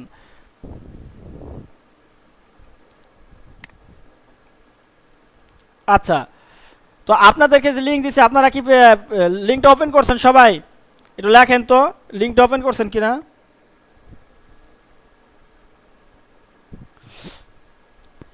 লিঙ্ক ওপেন করছেন কিনা একটু লেখেন। হ্যালো, আচ্ছা আচ্ছা, ওইটা আপনারা করতে থাকেন। এখন আসেন যে জিন কেন মানুষের শরীরে আক্রমণ করে, জিন কেন আক্রমণ করে সে বিষয়টায় আসি। আচ্ছা, আপনারা কি কি বলতে পারেন জিন কেন মানুষের শরীরে আক্রমণ করে? এর কারণ বলতে পারেন কি কি কারণে মানুষের ক্ষতি করে জিন? জিন তো হুদে হুদে আপনাদের এসে ক্ষতি করে না, কি কি কারণে জিন ক্ষতি করে কেউ কি বলতে পারবেন? আসেন আমি আপনাদের সাথে শেয়ার করি। জিন প্রধানত আক্রমণ করে হচ্ছে যদি আপনি জিনেদের কোনো ধরনের ক্ষতি করেন। এই জিনগুলোকে বলা হয় প্রতিশোধ পরায়ণ জিন। যে জিন যদি হচ্ছে আপনার আপনি আপনার অজান্তে কোনো একটা গর্তের মধ্যে যদি প্রস্রাব করেন, কোনো গর্ত আটকাই দেন, উপর থেকে কোনো জিনিস ফেলান, গরম পানি যেখানে সেখানে ফেলান, জিনেরা যদি কোনো জিনের উপর পড়ে বা জিন আক্রান্ত হয়, ক্ষতিগ্রস্ত হয় বা তার সন্তানের কোনো ক্ষতি হয় বাচ্চাদের, তখন তারা আপনার জন্য প্রতিশোধ পরায়ণ হয়ে যায়, তখন তারা আপনার ক্ষতি করে। এটা হল প্রধান কারণ জিনেদের ক্ষতি করার। যে জিনেরা যদি আপনার মাধ্যমে কোনো ক্ষতিগ্রস্ত হয়, কী কী মাধ্যমে ক্ষতিগ্রস্ত হয়? আপনি হুট করে কোনো জায়গা থেকে একটা ঢিল ফেললেন, কোনো গরম পানি ফেললেন, কোনো গদের মতো প্রসাব করলেন বা আটকাই দিলেন, বা ইটমুট ফেললেন কোনো জায়গায়, হঠাৎ করে কোনো জায়গায় আপনি কোনো কিছুতে বাড়ি দিলেন, বা কোনো একটা সাপ মেরে ফেললেন, বা কোনো একটা প্রাণীকে হঠাৎ করে মারলেন, সেটা জিনের আকৃতিতে ছিল। তো এই রকমের কারণে জিন প্রতিশোধ নেওয়ার জন্য এসে প্রতিশোধ পরায়ণ হয়ে জিন আক্রমণ করে। আপনারা অনেক সময় শুনছেন যে কোনো একটা সাপ মারলে নাকি 7টা সাপ হয়ে আসে, সাপ মারলে নাকি সাপে এসে প্রতিশোধ নেয়। এগুলো আসলে সাধারণ সাপ না, এগুলো জিন সাপ থাকে। অনেক সময় নাগনাগিনীর ছবি দেখছেন যে সাপে প্রতিশোধ নেয়, বাস্তবে সাপে কোনো দিন প্রতিশোধ নিতে পারে না। যে সাপগুলো আসলে জিন থাকে ওরা প্রতিশোধ নেয়, ওই সাপগুলো মারলে পরে তো তার বাপ মা এসে প্রতিশোধ নেয়। তো এই প্রতিশোধ পরায়ণ জিনগুলো কি করে, হঠাৎ করে এসে কারো প্যারালাইজ করে দেয়, কারো হার্ট অ্যাটাক করে দেয়, কাউকে মেরে ফেলে, কাউকে অবুশ করে, বা কাউকে দীর্ঘমেয়াদী রোগে ফেলায়, বা কাউকে হঠাৎ করে জ্বরের কারণে মারা যায়। তো এইগুলো লক্ষণ যে প্রতিশোধ পরায়ণ জিন, যারা হঠাৎ করে বড় ধরনের করে ক্ষতি করে ফেলবে এসে প্রতিশোধ নেওয়ার জন্য। খাওয়া দাওয়া বন্ধ হয়ে যাবে, দিনের পর দিন শুকাই যাবেন, অসুস্থ হয়ে যাবেন, বড় কোনো অসুস্থ হবেন, কোনো ধরনের ট্রিটমেন্টে আপনি সুস্থ হবেন না, ডাক্তার রোগ খুঁজে পাবেন না। এটা হলো অসুস্থ পরিমাণে মানে প্রতিশোধ পরায়ণ জিনের লক্ষণ। 2 নাম্বার হচ্ছে আশিক জিন, মানে যেগুলো প্রেমিক জিন, যেমন মানুষ একটা মানুষকে ভালোবাসতে পারে, ওই রকমের হচ্ছে আশিক জিন হচ্ছে মানে জিন মানুষকে ভালোবেসে ফেলায়। তো এইগুলো করে সাধারণত বাথরুমে যায় যদি কাপড় চোপড়, মেয়েরা যেটা করে ওয়াশরুমের মধ্যে যায় কাপড় চোপড় বদলায়, এর মাধ্যমে ওয়াশরুমে তাকে খান্নার জিনগুলো এগুলো তার সৌন্দর্য দেখে ফেলানোর মাধ্যমে তার প্রতি আকৃষ্ট হয় এবং তাকে আশিক জিনে আক্রান্ত করে। এখনকার ম্যাক্সিমাম মেয়ের আক্রান্ত হয় আয়নার কাছ থেকে। তারা কি করে, দিনের পর দিন আয়নার সামনে বসে সাজুগুজু করে এবং জিনেরা ওখান থেকে তার উপর আক্রমণ করে, সৌন্দর্যের দেখা সৌন্দর্যের প্রতি প্রচুর পরিমাণে আকৃষ্ট হয় এবং এর মাধ্যমে তারা আক্রমণ করে। একটা হলো বাথরুম থেকে, আয়না থেকে, আর একটা হলো নিলিবিলি নির্জন কোনো জায়গায় যদি তারা তাদের সৌন্দর্য প্রকাশ করে, তখন জিনেরা দেখে ফেললে তারা তাদের প্রতি আকৃষ্ট হয় এবং আশিক জিনে আক্রান্ত হয়। এবং এরকমভাবে তারা বিভিন্নভাবে যখন স্বামী বিদেশে থাকে, তখন একা ঘরে যখন তারা প্রচুর পরিমাণে এইগুলো নিয়ে চিন্তা করে, তখন আশিক জিন তারপরে আকৃষ্ট হয়। এগুলো হলো আশিক জিন আকৃষ্ট হওয়ার কারণ। এবং যখন আকৃষ্ট হয় তখন তারা স্বামীর মতো ব্যবহার করতে চায়, প্রেমিকের মতো ব্যবহার করতে চায়। তখন তাদের কি হয়, তারা যখন ঘুমায় তখন ঘুম থেকে উঠলে প্রচণ্ড মাথা ব্যথা করে, ঘাড় ব্যথা করে, কোমর ব্যথা করে, মাঝে সাথে তলপেটে ব্যথা করে এবং প্রচুর পরিমাণ মাথা ব্যথা থাকে, শরীর শুকায়া যায় এবং তার আচরণ খারাপ হয়ে যায়, স্বামী স্ত্রীর মধ্যে সম্পর্ক খারাপ হয়ে যায়, কোনো জায়গায় বিয়ে হয় না, অবিয়ে হইলে বিয়ে হইতে চায় না, বিয়ে ভেঙে ভেঙে যায়, মনে হয় যেন তার বিয়ের বন্দিশ লাগানো যায়, বাস্তবে আশিক দিনের সমস্যা। তো আপনারা যাই দেখবেন যে মেয়েদের সহজে বিয়ে হচ্ছে না, বারবার ভেঙে যাচ্ছে, বুঝবেন যে তারা আশিক জিনের সমস্যা থাকতে পারে। আবার যাদেরকে স্বামী স্ত্রীর মধ্যে অকারণে ঝগড়া হচ্ছে, বুঝবেন যে তারা আশিক জিন থাকতে পারে। যদি তার মাথা ব্যথা, ঘাড় ব্যথা, কোমর ব্যথা এবং তলপেটে ব্যথা থাকে মাঝে সাথে, তাহলে বুঝবেন যে আশিক জিন 100%। 3 নাম্বার যে জিনটা থাকে সেটা হলো চালান জিন, যেটা জাদুর মাধ্যমে করা হয়, কাউকে বশীকরণ করার জন্য, বিচ্ছেদ করার জন্য, শত্রু ধ্বংস করার জন্য, অসুস্থ করার জন্য যে জিনগুলোকে পাঠানো হয়, এগুলো ওরা ইচ্ছা করেও আসে না, সৌন্দর্য দেখেও আসে না এবং প্রতিশোধ নেওয়ার জন্য আসে না। জাদুকর বা তান্ত্রিক, জিন তান্ত্রিক অথবা জাদুকর মানুষ, তান্ত্রিক, তারা মানুষের ক্ষতি করার জন্য, বশীকরণের জন্য, বিচ্ছেদ করার জন্য এই জিনগুলোকে চালান করে এবং এরা এসে মানুষের বশীকরণ করে, মানুষকে এক জায়গায় স্থিরভাবে থাকতে দেয় না, পাগল পাগল বানায় হেলায়, খাইতে দেয় না, নাইতে দেয় না, ঘুমাইতে দেয় না, অস্থির অস্থির থাকে, অসুস্থ হয়ে যায়, যতক্ষণ পর্যন্ত সে বশীভূত হয়ে তার কাছে না যায় বা বিচ্ছেদ হয়ে এই বাড়িতে না যায়।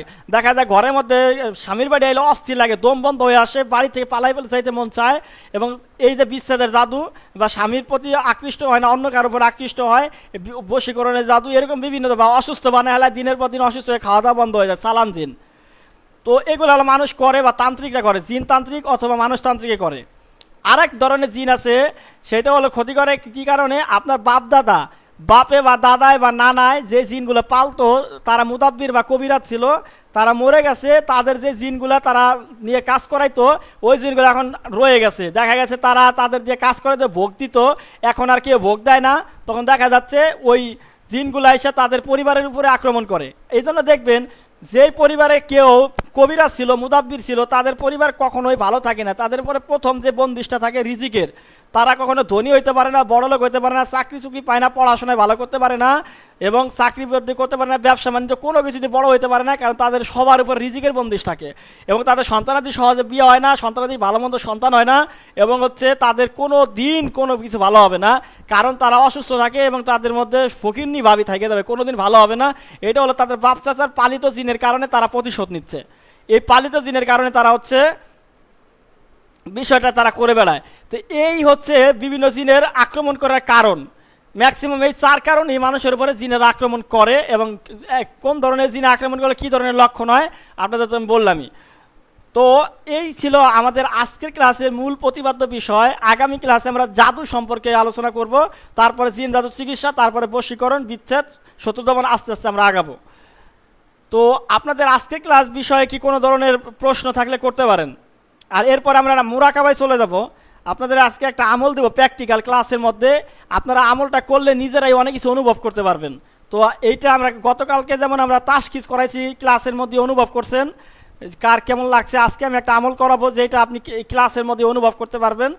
তো আপনাদের কোনো প্রশ্ন থাকলে করতে পারেন।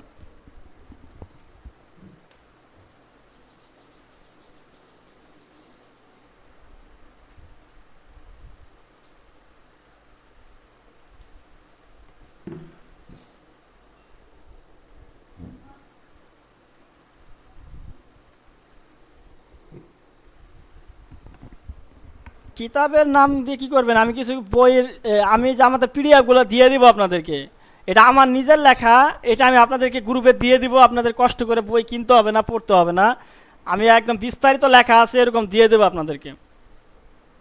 আচ্ছা, আপনারা সবাই উজু করে আসেন, আমরা আমরা একটা মুরাকাবা করব। আমরা আমাদের রুহানি শক্তি বৃদ্ধি করার জন্য একটা মুরাকাবা করব।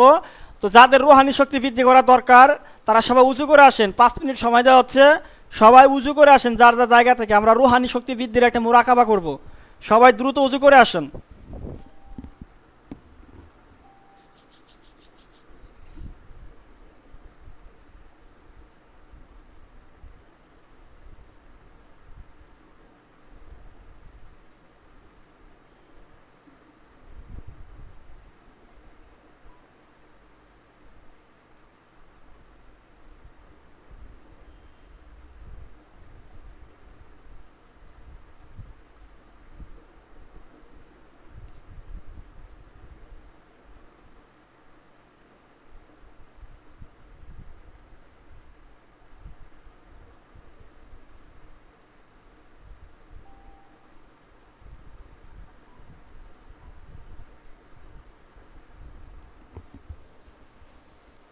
আমরা আপনাদের রুহানি শক্তি বৃদ্ধির জন্য মুরাকাবা করব, সবাই উজু করে আসেন। আপনারা উজু করলে পরে আজকে মুরাকাবা করলে অনেক কিছু অনুভব করতে পারবেন, জীবনে যা দেখেন নাই তা আজকে দেখতে পারবেন।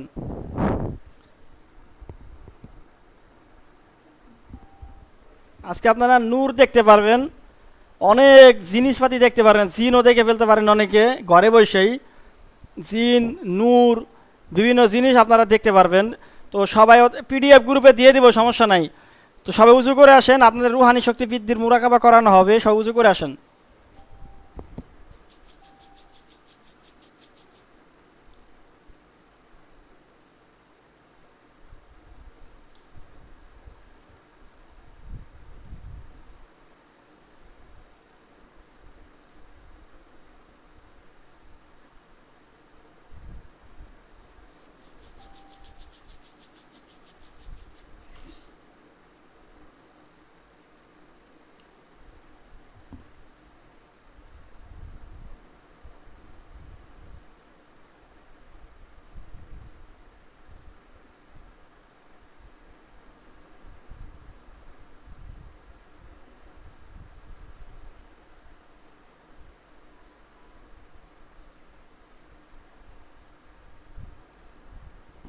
না, জায়নামাজ লাগবে না, শুধু উজু করে আসেন সবাই, শুধু উজু করে আসেন।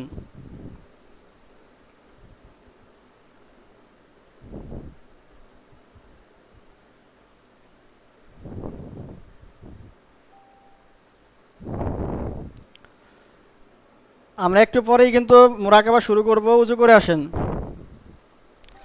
অনেকে জিনও দেখতে পারেন, ফেরেশতাও দেখতে পারেন, নূর দেখতে পারবেন, অনেক কিছুই দেখা সম্ভব হবে। আপনাদের রুহানিয়াতের উপর নির্ভর করবে কার কতটুকু রুহানিয়াত আছে। আর রুহানি শক্তি বৃদ্ধির জন্য আমরা মুরাকাবাটা করব। পরবর্তীতেও আপনারা এই মুরাকাবাটা চালাই যাবেন, আপনাদের রুহানি শক্তি বৃদ্ধি হবে। এমন আছে আপনাদের চোখ খুলে যেতে পারে, আপনারা চোখ দিয়ে অনেক কিছু দেখতে পারেন। আচ্ছা, আপনাদের এই গ্রুপের মধ্যে কেউ কি তুলা রাশি আছেন? একটু মেসেজ করেন তো। এই গ্রুপের মধ্যে কেউ তুলা রাশি আছেন কিনা, যে চোখে জিন দেখতে পারেন, চোখ বন্ধ করলে মোয়াক্কেল চোখের সামনে আসে ডাক দিলে? এরকম কেউ কোনো তুলা রাশি থাকলে একটু লেখেন তো। হ্যাঁ লেখেন যে তুলা রাশি কেউ থাকলে।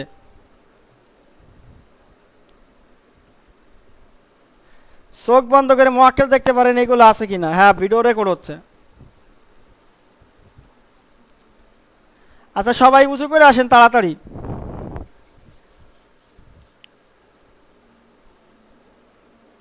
না, কোনো সমস্যা হবে না, ঘরে বাচ্চা আছে, সমস্যা হবে না।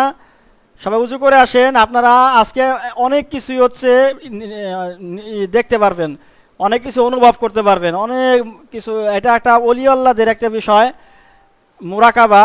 আমরা আপনাদেরকে আজকে এটা মুরাকাবা শেখাবো। অজু করে আসেন সবাই।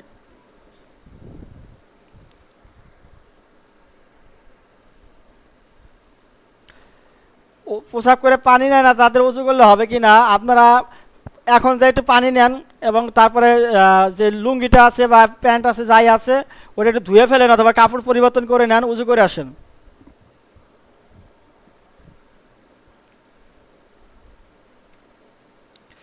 এইগুলো আপনারা বিনামূল্যে কোথাও পাবেন না। এখন যে বিষয়গুলো নিয়ে আলোচনা করতেছি, এগুলো কোটি টাকার সম্পদ।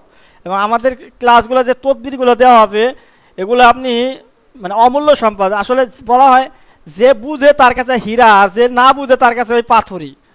বুঝছেন তো? বুঝবেন যারা আছে তারা বুঝতে পারবে যে সামনের আমলগুলো কতটা গুরুত্বপূর্ণ এবং দামি বস্তু, মুজাররবত যে বিষয়গুলো। আর যারা বুঝে না, তাদের তো আসলে বইলে লাভ নাই। মানুষ কবিরাজি শিখতে আগে মানুষের কাছে হাতে পায়ে ধরছে, যে দাদা নানা অনেক জায়গায় আছে, কিন্তু শিখতে পারে নাই, কারণ শিখায় নাই। টাকা দিয়েও শিখতে পারে না, যেখানে আপনাদেরকে ফ্রিতে শেখানো হচ্ছে।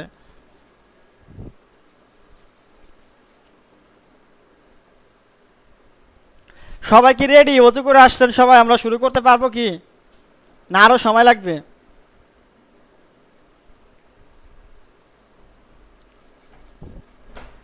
আচ্ছা, আর 2 মিনিট পর শুরু করতেছি, সবাই উজু করে এসে রেডি হন।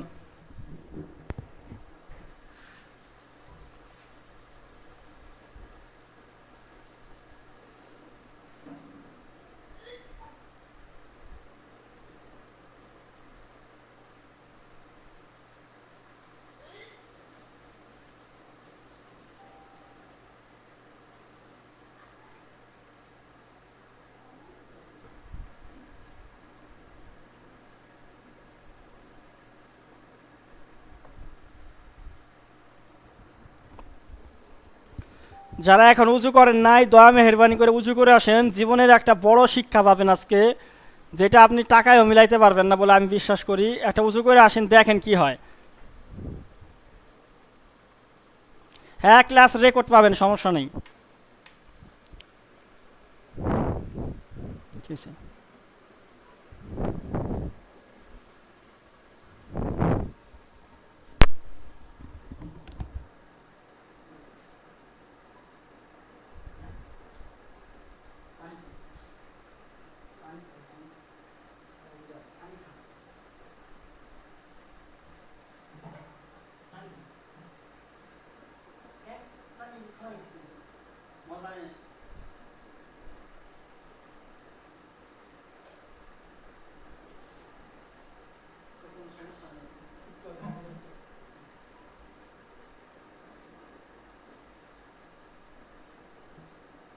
হ্যাঁ, ভিডিও আকারে দেওয়া হবে, সমস্যা নেই, ভিডিও আকারে পাবেন। আমরা আজকে মুরাকাবা করব। অলিয়া উলিয়াগঞ্জ যেভাবে মুরাকরা করে আল্লাহ পর্যন্ত পৌঁছায়, আমরা এরকম একটা কঠিন মুরাকাবা করব যেটার মাধ্যমে আমাদের রুহানি শক্তি বৃদ্ধি হবে। এটা আপনি সাধারণত কোনো কোর্সে পাবেন না, সাধারণ কোনো কোর্সে এগুলো শেখায় না। আমাদের আগের ব্যাচের স্টুডেন্ট যারা আছে তারা বুঝবে যে এগুলো খুবই উচ্চমানের জিনিস, যেগুলো দিয়ে আপনার রুহানি শক্তি বৃদ্ধি হবে, আপনার কাশ খুলে যাইতে পারে, আপনার চোখ খুলে যেতে পারে, আপনি জিন ফেরেশতা দেখতে পারেন, আপনি আলো দেখতে পারেন, বিভিন্ন ঘটনা ঘটবে আপনার। এবং এটা রেগুলার করতে পারলে আপনার লতিফাগুলো খুলে যাইতে পারে, অনেক ব্যাপার স্যাপার আছে আর কি। তো রেডি হন সবাই, সবাই উজু করে আসেন, জীবনের একটা বড় অভিজ্ঞতা হবে, উজু করে আসেন।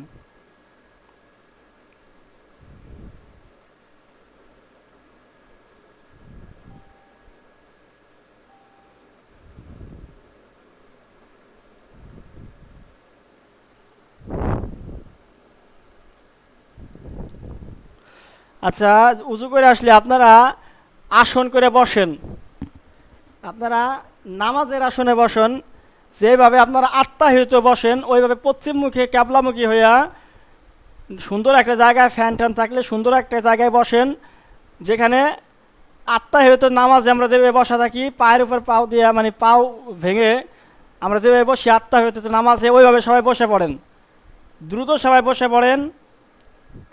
মোবাইল বা কম্পিউটার আপনার আশেপাশে রাখেন যেন আমার ভয়েসটা শুনতে পারেন, কারণ একটুবার আপনাকে চোখ বন্ধ করতে হবে, তো সেক্ষেত্রে ভয়েসটা যেন আপনি শুনতে পারেন, আমার ইনস্ট্রাকশনগুলো যেন শুনতে পারেন, এমন জায়গায় সাউন্ডটা রাখেন এবং আপনি সুন্দরভাবে আপনি বসে পড়েন। লাগলে ইয়ারফোন থাকলে ইয়ারফোন নিয়ে নেন, কানের মধ্যে দিয়ে আমার কথাগুলো যেন ক্লিয়ার যাতে শুনতে পারেন। আত্মাহিত সুরতে নামাজের সুরতে বসে পড়েন।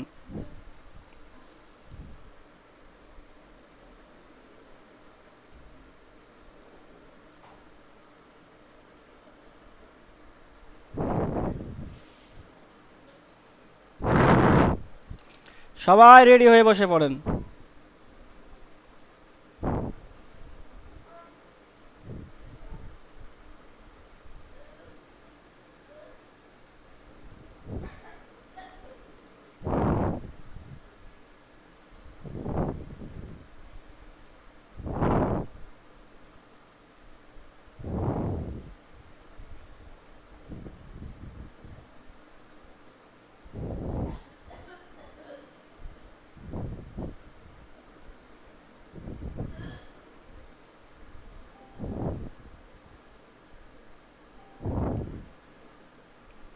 আচ্ছা, তো এখন আপনারা চোখ বন্ধ করেন, সবাই সকলেই চোখ বন্ধ করে ফেলেন।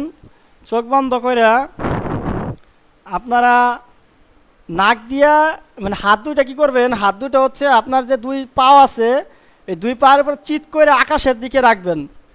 হাত দুইটা আপনারা দুই পায়ের উপরে চিৎ করে আকাশের দিকে তালুগুলো রাখেন এবং আপনার নীলদাঁড়া মানে শিরদাঁড়া সোজা রাখবেন, বসবেন শিরদাঁড়া সোজা থাকবে, পিঠের শিরদাঁড়া সোজা থাকবে, হাত দুইটা আপনার দুই পায়ের উপরে আকাশের দিকে তালু থাকবে এবং চোখ বন্ধ করে সুন্দরভাবে আরামে বসেন, সকলেই বসেন। নাক দিয়া পেট ফুলাইয়া নিঃশ্বাস নেন, পেট ফুলাইয়া নাক দিয়ে নিঃশ্বাস নেবেন, 1 2 3 4 4 পর্যন্ত গুনবেন আর পেট ভরে নিঃশ্বাস নেবেন। 1 2 3 3 সেকেন্ড পর্যন্ত নিঃশ্বাস ধরে রাখবেন এবং 1 2 3 4 4 সেকেন্ড পর্যন্ত গাল দিয়া গাল গোল করে ওয়াও, এই গাল গোল করে ও, এই গাল গোল করে আপনারা আস্তে আস্তে আস্তে নিঃশ্বাস ছাড়বেন। তো আপনারা নিঃশ্বাস নেন আর ছাড়েন, নিঃশ্বাস নেন 1 2 3 4, নিঃশ্বাস নেন, নিঃশ্বাস ধরে রাখেন 1 2 3। এখন গাল দিয়ে অল্প অল্প করে নিঃশ্বাস ছাড়েন, মুখ গোল করে অল্প অল্প করে নিঃশ্বাস ছাড়েন 1 2 3 4। এইভাবে আপনি নেন নিঃশ্বাস, নাক দিয়ে নিঃশ্বাস নেন পেট ফুলাইয়া 1 2 3 4, নিঃশ্বাসকে ধরে রাখেন ছাড়বেন না 1 2 3, এভাবে 3 পর্যন্ত ধরে রাখেন, আবার নিঃশ্বাসটা গাল দিয়ে ছাড়েন 1 2 3 4, অল্প অল্প করে ছাড়বেন। রিল্যাক্স হয়ে যান, সব ধরনের সমস্যা থেকে আপনি বেরিয়ে একদম রিল্যাক্স হয়ে যান। নিঃশ্বাস নেন নাক দিয়ে, ধরে রাখবেন আবার ছাড়বেন। যখন নাক দিয়ে নিঃশ্বাস নেবেন মনে করেন যে আপনি সুপিওর অক্সিজেন আপনার শরীরের মধ্যে নিচ্ছেন, আপনার শরীর শীতল হয়ে যাচ্ছে, আপনার সমস্ত শরীর প্রশান্তি পাচ্ছে। আপনি অক্সিজেন নিচ্ছেন নাক দিয়ে, এবং যখন আপনি গাল দিয়ে নিঃশ্বাস ছাড়তেছেন তখন কল্পনা করেন আপনার শরীরের মধ্যে যত ধরনের ময়লা আবর্জনা ছিল সব গাল দিয়ে বের হয়ে যাচ্ছে, আপনার শরীরটা পরিষ্কার হয়ে যাচ্ছে। নাক দিয়ে নিঃশ্বাস নেন এবং কল্পনা করেন যে আপনি পিওর অক্সিজেন নিচ্ছেন, আপনার শরীর ঠান্ডা হয়ে যাচ্ছে, আপনি শীতলতা শান্তি অনুভব করতেছেন। নিঃশ্বাস ধরে রাখেন, আবার আপনি গাল দিয়ে অল্প অল্প নিঃশ্বাস ছাড়েন, আর কল্পনা করেন আপনার শরীরের মধ্যে যত ব্যথা বেদনা, যত জঞ্জাল ময়লা নোংরা যা ছিল সব অল্প অল্প করে আপনার গাল দিয়ে বের হয়ে যাচ্ছে। চোখ বন্ধ থাকবে, আপনি নাক দিয়ে অল্প অল্প করে নিঃশ্বাস নেন আর কল্পনা করেন প্রচুর পরিমাণে পিওর অক্সিজেন আপনার শরীরে ঢুকতেছে, আপনার শরীর শান্ত লাগতেছে, প্রশান্তি পাচ্ছেন, শান্তি আরাম পাচ্ছেন। নিঃশ্বাস ধরে রাখেন, নিঃশ্বাস ছাড়েন গাল দিয়ে, আর অল্প অল্প করে চিন্তা করেন আপনার শরীরের সমস্ত দুর্গন্ধ ময়লা নোংরা আবর্জনা সব আপনার গাল দিয়ে বের হয়ে যাচ্ছে, নিঃশ্বাসের সাথে বের হয়ে যাচ্ছে। অল্প অল্প করে নিঃশ্বাস নেন, 1 2 3, কল্পনা করেন অক্সিজেন ঢুকতেছে, শান্তি পাচ্ছেন। নিঃশ্বাস ধরে রাখেন, 1 2 3, এখন নিঃশ্বাস ছাড়েন গাল দিয়ে অল্প অল্প করে, সমস্ত দুর্গন্ধ আবর্জনা শরীরে সব ময়লা বের হয়ে যাচ্ছে গাল দিয়ে, এবং আপনি অনেক রিলিফ ফিল করতেছেন, অনেক শান্তি লাগতেছে, আপনার বুকটা প্রশস্ত হয়ে গেছে, সমস্ত চাপ চলে গেছে, শরীরটা পুরো রিল্যাক্স এবং শান্ত হয়ে গেছে। কল্পনা করেন অনেক প্রশান্তি লাগতেছে, শান্তি লাগতেছে। আপনি নিঃশ্বাস নেন, পিওর অক্সিজেন আপনার বুক ভরে যাচ্ছে, পেট ভরে যাচ্ছে, আপনি শান্তি পাচ্ছেন, প্রশান্তি পাচ্ছেন। অক্সিজেনটা ধরে রাখেন, গাল দিয়ে অল্প অল্প করে নিঃশ্বাস ছাড়েন, 1 2 3 4, সমস্ত দুর্গন্ধ আবর্জনা ময়লা বের হয়ে গেল, আপনি প্রশান্তি পাচ্ছেন। নিঃশ্বাসের দিকে নজর দেন, এখন আর ছাড়তে হবে না, আর নিতে হবে না, এখন শুধু নিঃশ্বাসের দিকে নজর রাখেন যে কীভাবে অল্প অল্প করে নিঃশ্বাস ঢুকে আর বাহির হয়, নর্মাল নিঃশ্বাস কীভাবে ঢুকতেছে আর বের হচ্ছে, আপনি শুধু খেয়াল করেন তার দিকে, আর কিছুর দিকে খেয়াল করা লাগবে না। ইচ্ছা করে নিঃশ্বাস নেওয়াও লাগবে না, ইচ্ছা করে নিঃশ্বাস ছাড়াও লাগবে না, আপনি শুধু খেয়াল করেন যে নিঃশ্বাস ঢুকতেছে আর কীভাবে বের হচ্ছে, নাকের মধ্যে বাতাস কীভাবে ঢুকে আর কীভাবে বের হয়, এটা শুধু খেয়াল করেন, খুব সুন্দরভাবে খেয়াল করেন। অনুভব করেন আপনার ভিতরের সূক্ষ্ম সত্তা বা আত্মা বা রুহু ধীরে ধীরে হালকা হইয়া আপনার শরীর থেকে বের হয়ে যাচ্ছে। আপনি কল্পনা করেন, অনুভব করেন আপনার ভিতরে সূক্ষ্ম সত্তা বা রুহু শরীর থেকে ধীরে ধীরে হালকা হয়ে হইয়া বের হয়ে যাচ্ছে। মহাকাশের টানে আপনার শরীর থেকে রুহুটা বের হয়ে গেল, বের হয়ে আপনার সামনে আপনি আপনারই মতো একটা অবয়ব দেখতে পাচ্ছেন, সে শূন্যে ভাসতেছে। সূক্ষ্ম একটা অবয়ব আপনার পুরো বডির মতো সূক্ষ্ম, যার ইমরা তোমরা সব দেখা যায়, আপনার মতো একটা অবয়ব, আপনার রুহু আপনার শরীর থেকে বের হয়ে আপনার চোখের সামনে 2-3 হাত সামনে আপনি দেখতেছেন ভাসতেছে আপনার রুহু। আপনার রুহু এখন উপরের দিকে উঠতেছে, হালকা হালকা করে উপরের দিকে ভাসতে ভাসতে আপনার ঘরের উপরের যে ছাদ, সেই ছাদ ফুটো করে আপনার রুহু চলে যাচ্ছে উপরের দিকে, আকাশের দিকে। আপনি দেখতে পাচ্ছেন যে আপনার রুহু হালকা হালকা করে উঠতেছে, রিল্যাক্সভাবে আপনার রুহু যাচ্ছে আকাশের দিকে। আপনি কল্পনা করেন মুক্ত আকাশের দিকে যাচ্ছে, আপনি নিচের দিকে তাকান, দেখেন আপনার নিচের দিকে বাড়ি ঘর দেখা যায়, আপনার ঘর শহর পৃথিবী ক্রমশ ছোট হয়ে এক বিন্দুতে মিলিয়ে যাচ্ছে, মহাশূন্যের অন্ধকারে মিলিয়ে যাচ্ছে, আপনার রুহু শুধু উপরের দিকে উঠতেছে। দেখেন আপনার সেই রুহু উপরের দিকে উঠতেছে, আপনি নিচের দিকে তাকায় দেখেন এখন আর কিছু দেখা যায় না, শুধু অন্ধকার, আপনি উপরের দিকে শুধু যাচ্ছেন। আপনার চারপাশে এখন কেবল অসীম আকাশ এবং এক অপার্থিব নীরবতা, খুব শান্ত, এবং আপনি শুধু উপরের দিকে উঠতেছেন। কল্পনা করেন আপনার রুহু এখন মহাজাগতিক গতিতে উপরের দিকে উঠছে এবং একের পর এক আসমানের স্তর পার হচ্ছে। প্রথম আসমান চলে আসছে, আপনি প্রথম আসমানে প্রবেশ করলেন, চারদিকে রূপালী রঙের স্নিগ্ধ আলো, ফেরেশতাদের পবিত্র জিকিরের মৃদু গুঞ্জন আপনার রুহের কানে আসতেছে। খেয়াল করেন প্রথম আসমান ভেদ করলেন এবং চারদিকে রূপালী রঙের, রূপর যে কালার, রূপালী রঙের আলো দেখতে পাচ্ছেন চারদিকে, এবং ফেরেশতাদের দেখতে পাচ্ছেন। ফেরেশতাদের পবিত্র জিকিরের ধ্বনি মৃদু গুঞ্জন আপনার কানে, রুহের কানে ভেসে আসতেছে, আপনি দেখতে পাচ্ছেন। এবং আপনি প্রথম আকাশ থেকে উপরের দিকে যাচ্ছেন দ্বিতীয় আকাশের দিকে, পুরো আকাশ ভরে শুধু রূপালী রঙের আলো এবং ফেরেশতাদের মৃদু মৃদু জিকিরের ধ্বনি শোনা যায়। আপনি দ্বিতীয় আকাশের দিকে যাচ্ছেন, উপরের দিকে উঠতেছেন শুধু। আপনি দেখতে পাচ্ছেন দ্বিতীয় আকাশ চলে আসতেছে, আপনি সোনালী এবং বিশুদ্ধ শুভ্র আলোর স্তর পার করছেন। সোনালী রঙের আলো এবং বিশুদ্ধ শুভ্র আলোর স্তর আপনি পার করতেছেন। এখানকার নূর আপনার আত্মাকে দুনিয়াবী সমস্ত মালিন্য থেকে পবিত্র করে তুলতেছে। আপনি একটা গোসলের মতো হয়ে যাচ্ছে, শুভ্র বিশুদ্ধ সোনালী নূরের মধ্যে দিয়ে আপনি ঢুকতে চলে যাচ্ছেন উপরের দিকে, আপনার শরীরটা পবিত্র হয়ে যাচ্ছে। এবং দ্বিতীয় আসমান ভেদ করে আপনি তৃতীয় আসমানে চলে আসতেছেন, উপর দিকে যাচ্ছেন। আপনি আপনার গন্তব্য আরশে আজিম। আপনি তৃতীয় আসমান থেকে পান্না সবুজ এবং গাঢ় নীলাভ নূরের স্তরের মধ্যে দিয়ে যাচ্ছেন। দেখেন আপনার এখানে এই স্তরে শুধু নীল রঙের নীলাভ নূরের স্তর, এক অনির্বাচনীয় প্রশান্তি আপনার সমগ্র সত্তাকে গ্রাস করছে। দুনিয়াবি কোনো ভয় মোহ বা সীমাবদ্ধতা আর আপনার এখন নাই। আপনি শুধু চারদিকে শুধু নীলাভ গাঢ় নীল আলো দেখতে পাচ্ছেন, নূর এর মধ্য দিয়ে আপনার রুহ উপরের দিকে যাচ্ছে, চতুর্থ আসমানের দিকে যাচ্ছে। চতুর্থ আসমান পার করে পঞ্চম আসমানে চলে আসলেন। পঞ্চম আসমান পার করে ষষ্ঠ আসমান, উজ্জ্বল দ্যুতিময় এক আসমান। এখানকার তাজাল্লির কারণে আপনার আত্মা যেন আনন্দ দিশাহারা হয়ে যাচ্ছে, আত্মহারা হয়ে যাচ্ছে।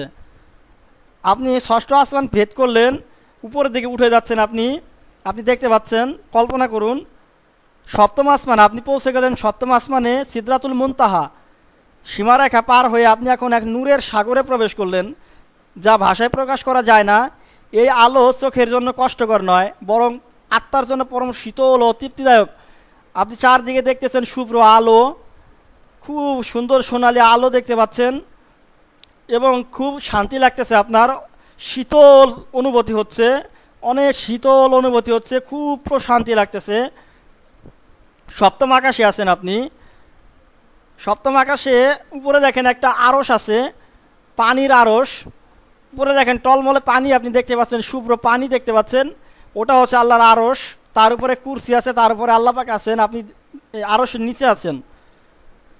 আপনি আরশের নিচে খুব সুন্দরভাবে বসে পড়েন, খুব সুন্দরভাবে আরশের নিচে আদবের সহিত বিনয়ের সহিত পরম ভক্তির সহিত আরবের নিচে আপনি বসে আরশ আজিমের নিচে বসে পড়েন।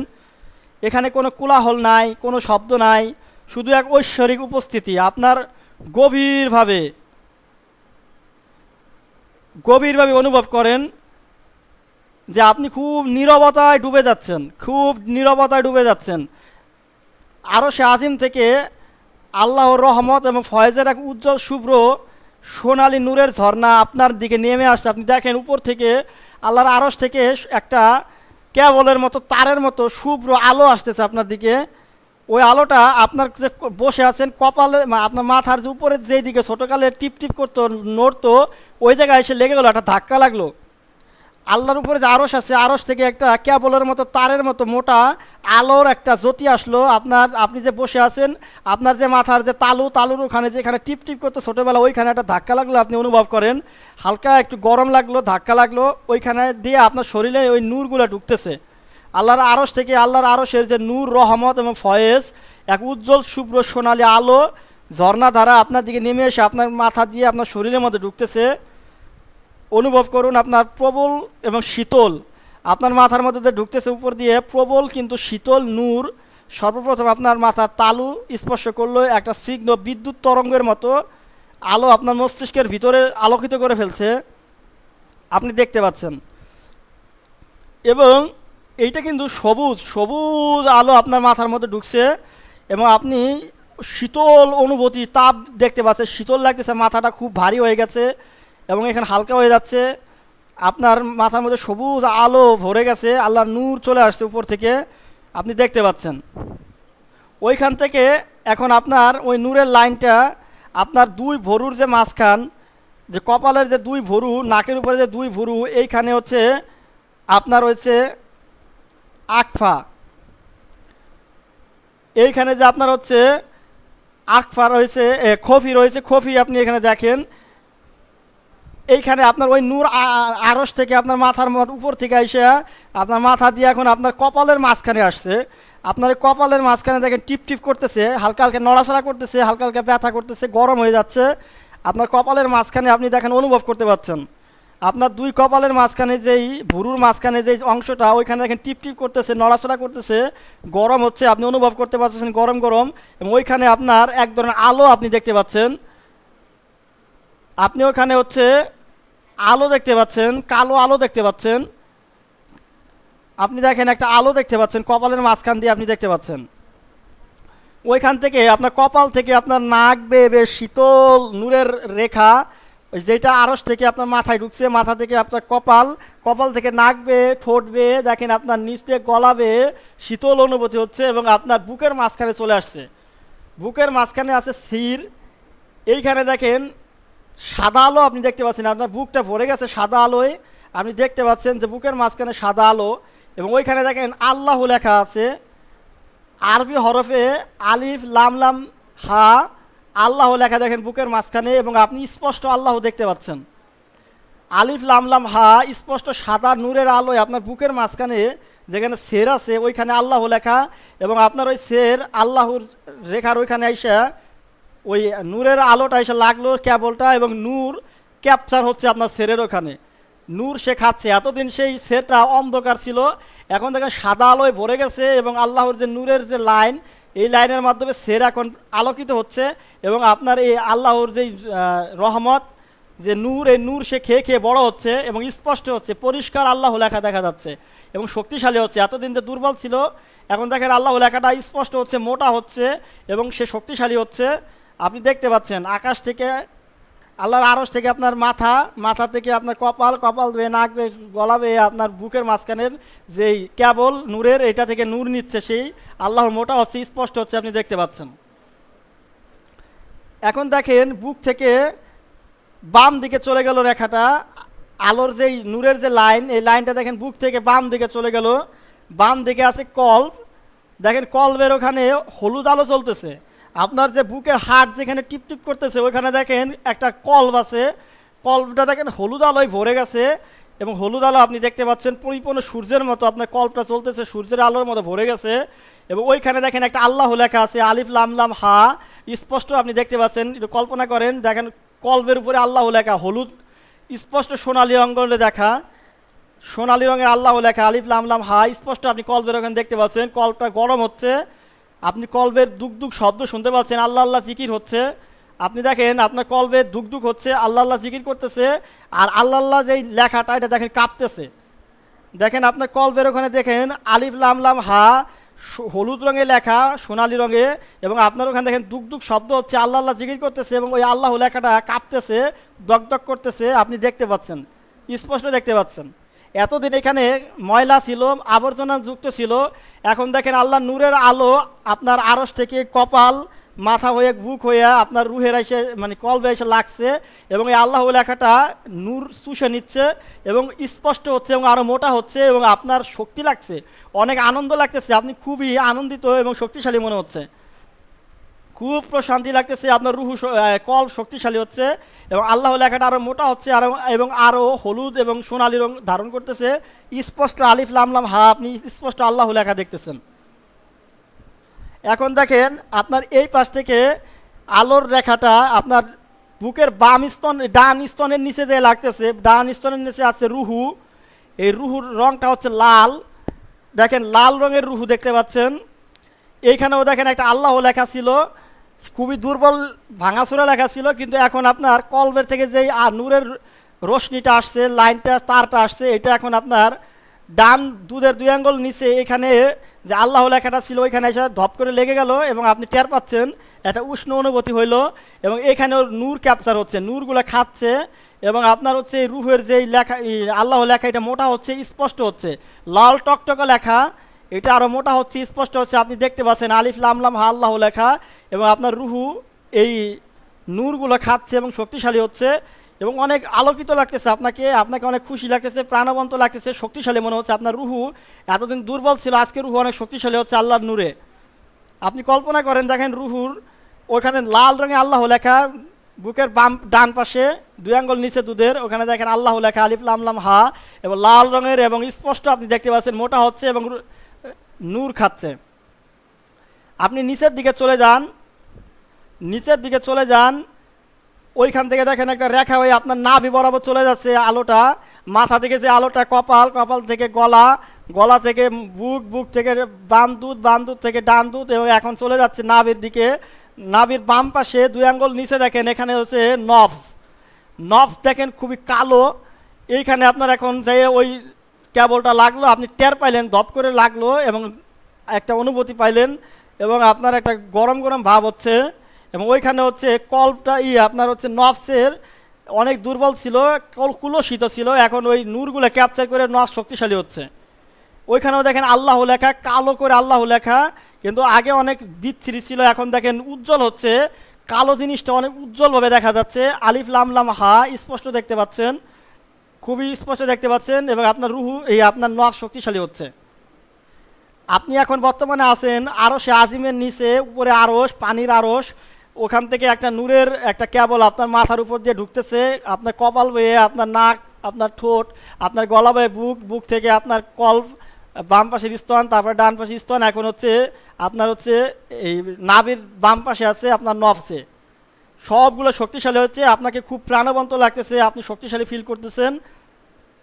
এখন দেখেন আপনার নূরটা ফিরে যাচ্ছে, আপনার নূর নফস থেকে আপনার হচ্ছে আস্তে আস্তে ফিরতে ফিরতে ফিরতে ফিরতে আপনার ডান দুধের নিচে চলে আসলো রুহের কাছে। ওইখান থেকে আস্তে আস্তে আস্তে আস্তে আপনার বাম দুধের কাছে যাচ্ছে, বাম দুধ থেকে আস্তে আস্তে ফিরে ফিরে বুকের কাছে আলোটা চলে আসলো, উপরের দিকে উঠে যাচ্ছে আলো। আপনার আস্তে আস্তে গলা বেয়ে বেয়ে আপনার ঠোঁট, গাল বেয়ে বেয়ে, নাক বেয়ে বেয়ে আপনার 2 ভুরুর মাঝখানে চলে আসলো আলোটা। দেখেন আপনি স্পষ্ট দেখতে পাচ্ছেন, এবং আলোটা বেয়ে বেয়ে যাওয়ার পরে আপনি দেখেন আপনার সবুজ আলোটা আপনার মাথার মাঝখান থেকে উঠে উঠে আল্লাহর আরশ উপরে, আপনার আরশের নিচে বসা উপরের দিকে চলে যাচ্ছে, আপনি স্পষ্ট দেখতে পাচ্ছেন। আপনার শরীরটা পুরো হালকা হয়ে যাচ্ছে, আপনি পুরো হালকা রিল্যাক্স এবং শান্ত ফিল করতেছেন। পুরো আরশে আলোটা চলে গেছে, এখন আপনার ফিরে আসার পালা। আরশ থেকে আপনি এখন সপ্তম আকাশ পাড়ি দিয়ে আপনার দুনিয়ায় আসবেন। তো সপ্তম আকাশ থেকে নিচের দিকে আপনি আসা শুরু করতেছেন। সপ্তম আকাশ থেকে আপনি এখন ষষ্ঠ আকাশে চলে আসতেছেন। শুভ্র আলো, চারদিকে শুধু শুভ্র আলো, ফেরেশতাদের জিকির শুনতে পাচ্ছেন, তারা তাদের ভাষায় জিকির করতেছে, মৃদু আওয়াজ আপনার কানে আসতেছে। আপনি নিচের দিকে নামতেছেন, ষষ্ঠ আকাশ থেকে পঞ্চম আকাশে আপনি আসতেছেন, নিচের দিকে আসতেছেন। ফেরেশতাদের আপনি দেখতে পাচ্ছেন, শুভ্র ফেরেশতাদের আপনি দেখতে পাচ্ছেন, তারা আপনাকে সালাম জানাচ্ছে, আপনাকে মারহাবা জানাচ্ছে। আপনি নূরে ভরপুর হয়ে গেছেন, আপনার হালকা দেহটা নিচের দিকে নেমে আসতেছে শুধু। আপনি পঞ্চম আকাশ থেকে চতুর্থ আসমানে চলে আসতেছেন, চারদিকে শুধু শুভ্র নূর আর নূর, আর ফেরেশতাদের কোলাহল, জিকিরের ধ্বনি। নিচের দিকে আসেন, চতুর্থ থেকে তৃতীয় আসমান, তৃতীয় আসমান থেকে দ্বিতীয় আসমান, দ্বিতীয় আসমান থেকে এখন আপনি প্রথম আসমানে আছেন। প্রথম আসমান থেকে আপনি মেঘের রাজ্যে চলে আসলেন, নিচের দিকে এখন নামে আপনার নিজের বাসায় আসবেন। নিচের দিকে আসতেছেন, নামতে নামতে দেখেন একদল জিন আকাশ দিয়ে উড়ে যাচ্ছে, আপনি দেখতে পাচ্ছেন ওদের মাথা, শরীর আকাশ দিয়ে উড়ন্ত জিনেরা উড়ে যাচ্ছে, আপনি দেখতে পাচ্ছেন। এখন আপনি নিচের দিকে আসতেছেন, নিচের দিকে নামতে নামতে আপনার বাড়ি দেখা যাচ্ছে, গাছপালা দেখা যাচ্ছে, আপনার ঘর দেখা যাচ্ছে, ঘরের ছাদ দেখা যাচ্ছে।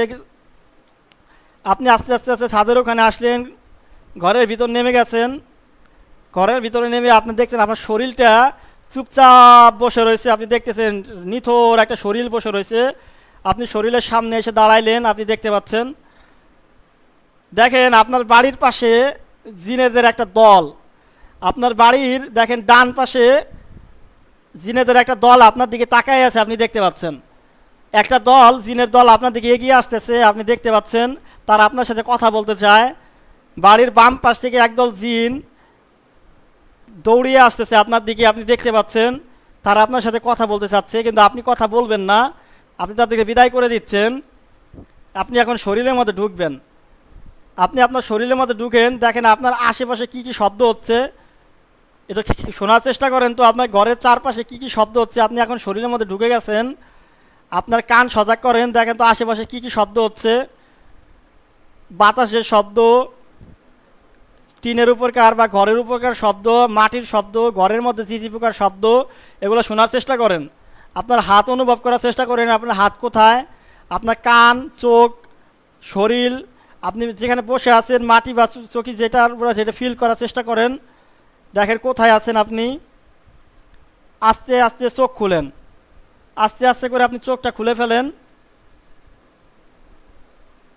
আস্তে আস্তে চোখ খুলে আপনি বাইরে দেখেন, হাতটাকে নড়ান, আস্তে আস্তে আস্তে আস্তে উঠে পড়েন, আস্তে আস্তে উঠে পড়েন।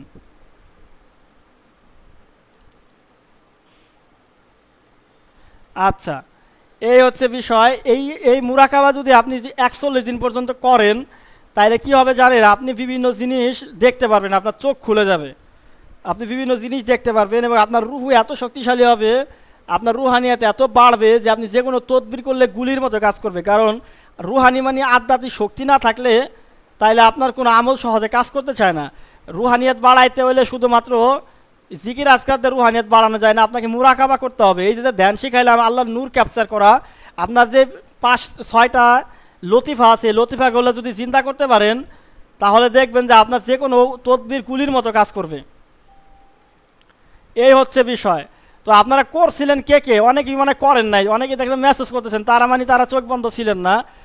তো আপনাদেরকে আমি একটা ভালো জিনিস শেখানোর চেষ্টা করলাম। এখন যারা করলেন তারা ফল পাবেন, যারা করলেন না তারা তো ফল পাবেন না। এই যে এখন কারা কি ধরনের ফলাফল বুঝলেন এটা হচ্ছে গ্রুপে লিখবেন। আপনাদের গ্রুপে, হোয়াটসঅ্যাপ গ্রুপ হলে এখন খুলে দেওয়া হবে, কার কেমন ফিল হইলো, শরীরে কি ফিল হইলো, কোনো জায়গায় কোনো কিছু দেখলেন কি না, কোনো কল্পনায়, বা কী ধরনের সমস্যা হচ্ছে বা ভালো লাগতেছে কি না, এগুলো আপনাদের গ্রুপে হচ্ছে আপনারা লেখেন হোয়াটসঅ্যাপে। আজকের মতো এই পর্যন্ত ক্লাস শেষ। আগামী ক্লাসের আমন্ত্রণ রইল, সবাই জয়েন করবেন। আস্তে আস্তে আপনারা অ্যাডভান্স বিষয়গুলো শিখতে থাকবেন। কোনো প্রশ্ন থাকলে গ্রুপে করেন, আমি এখন অ্যান্সার দিবানে। আমরা আজকের মতো ক্লাস শেষ করতেছি।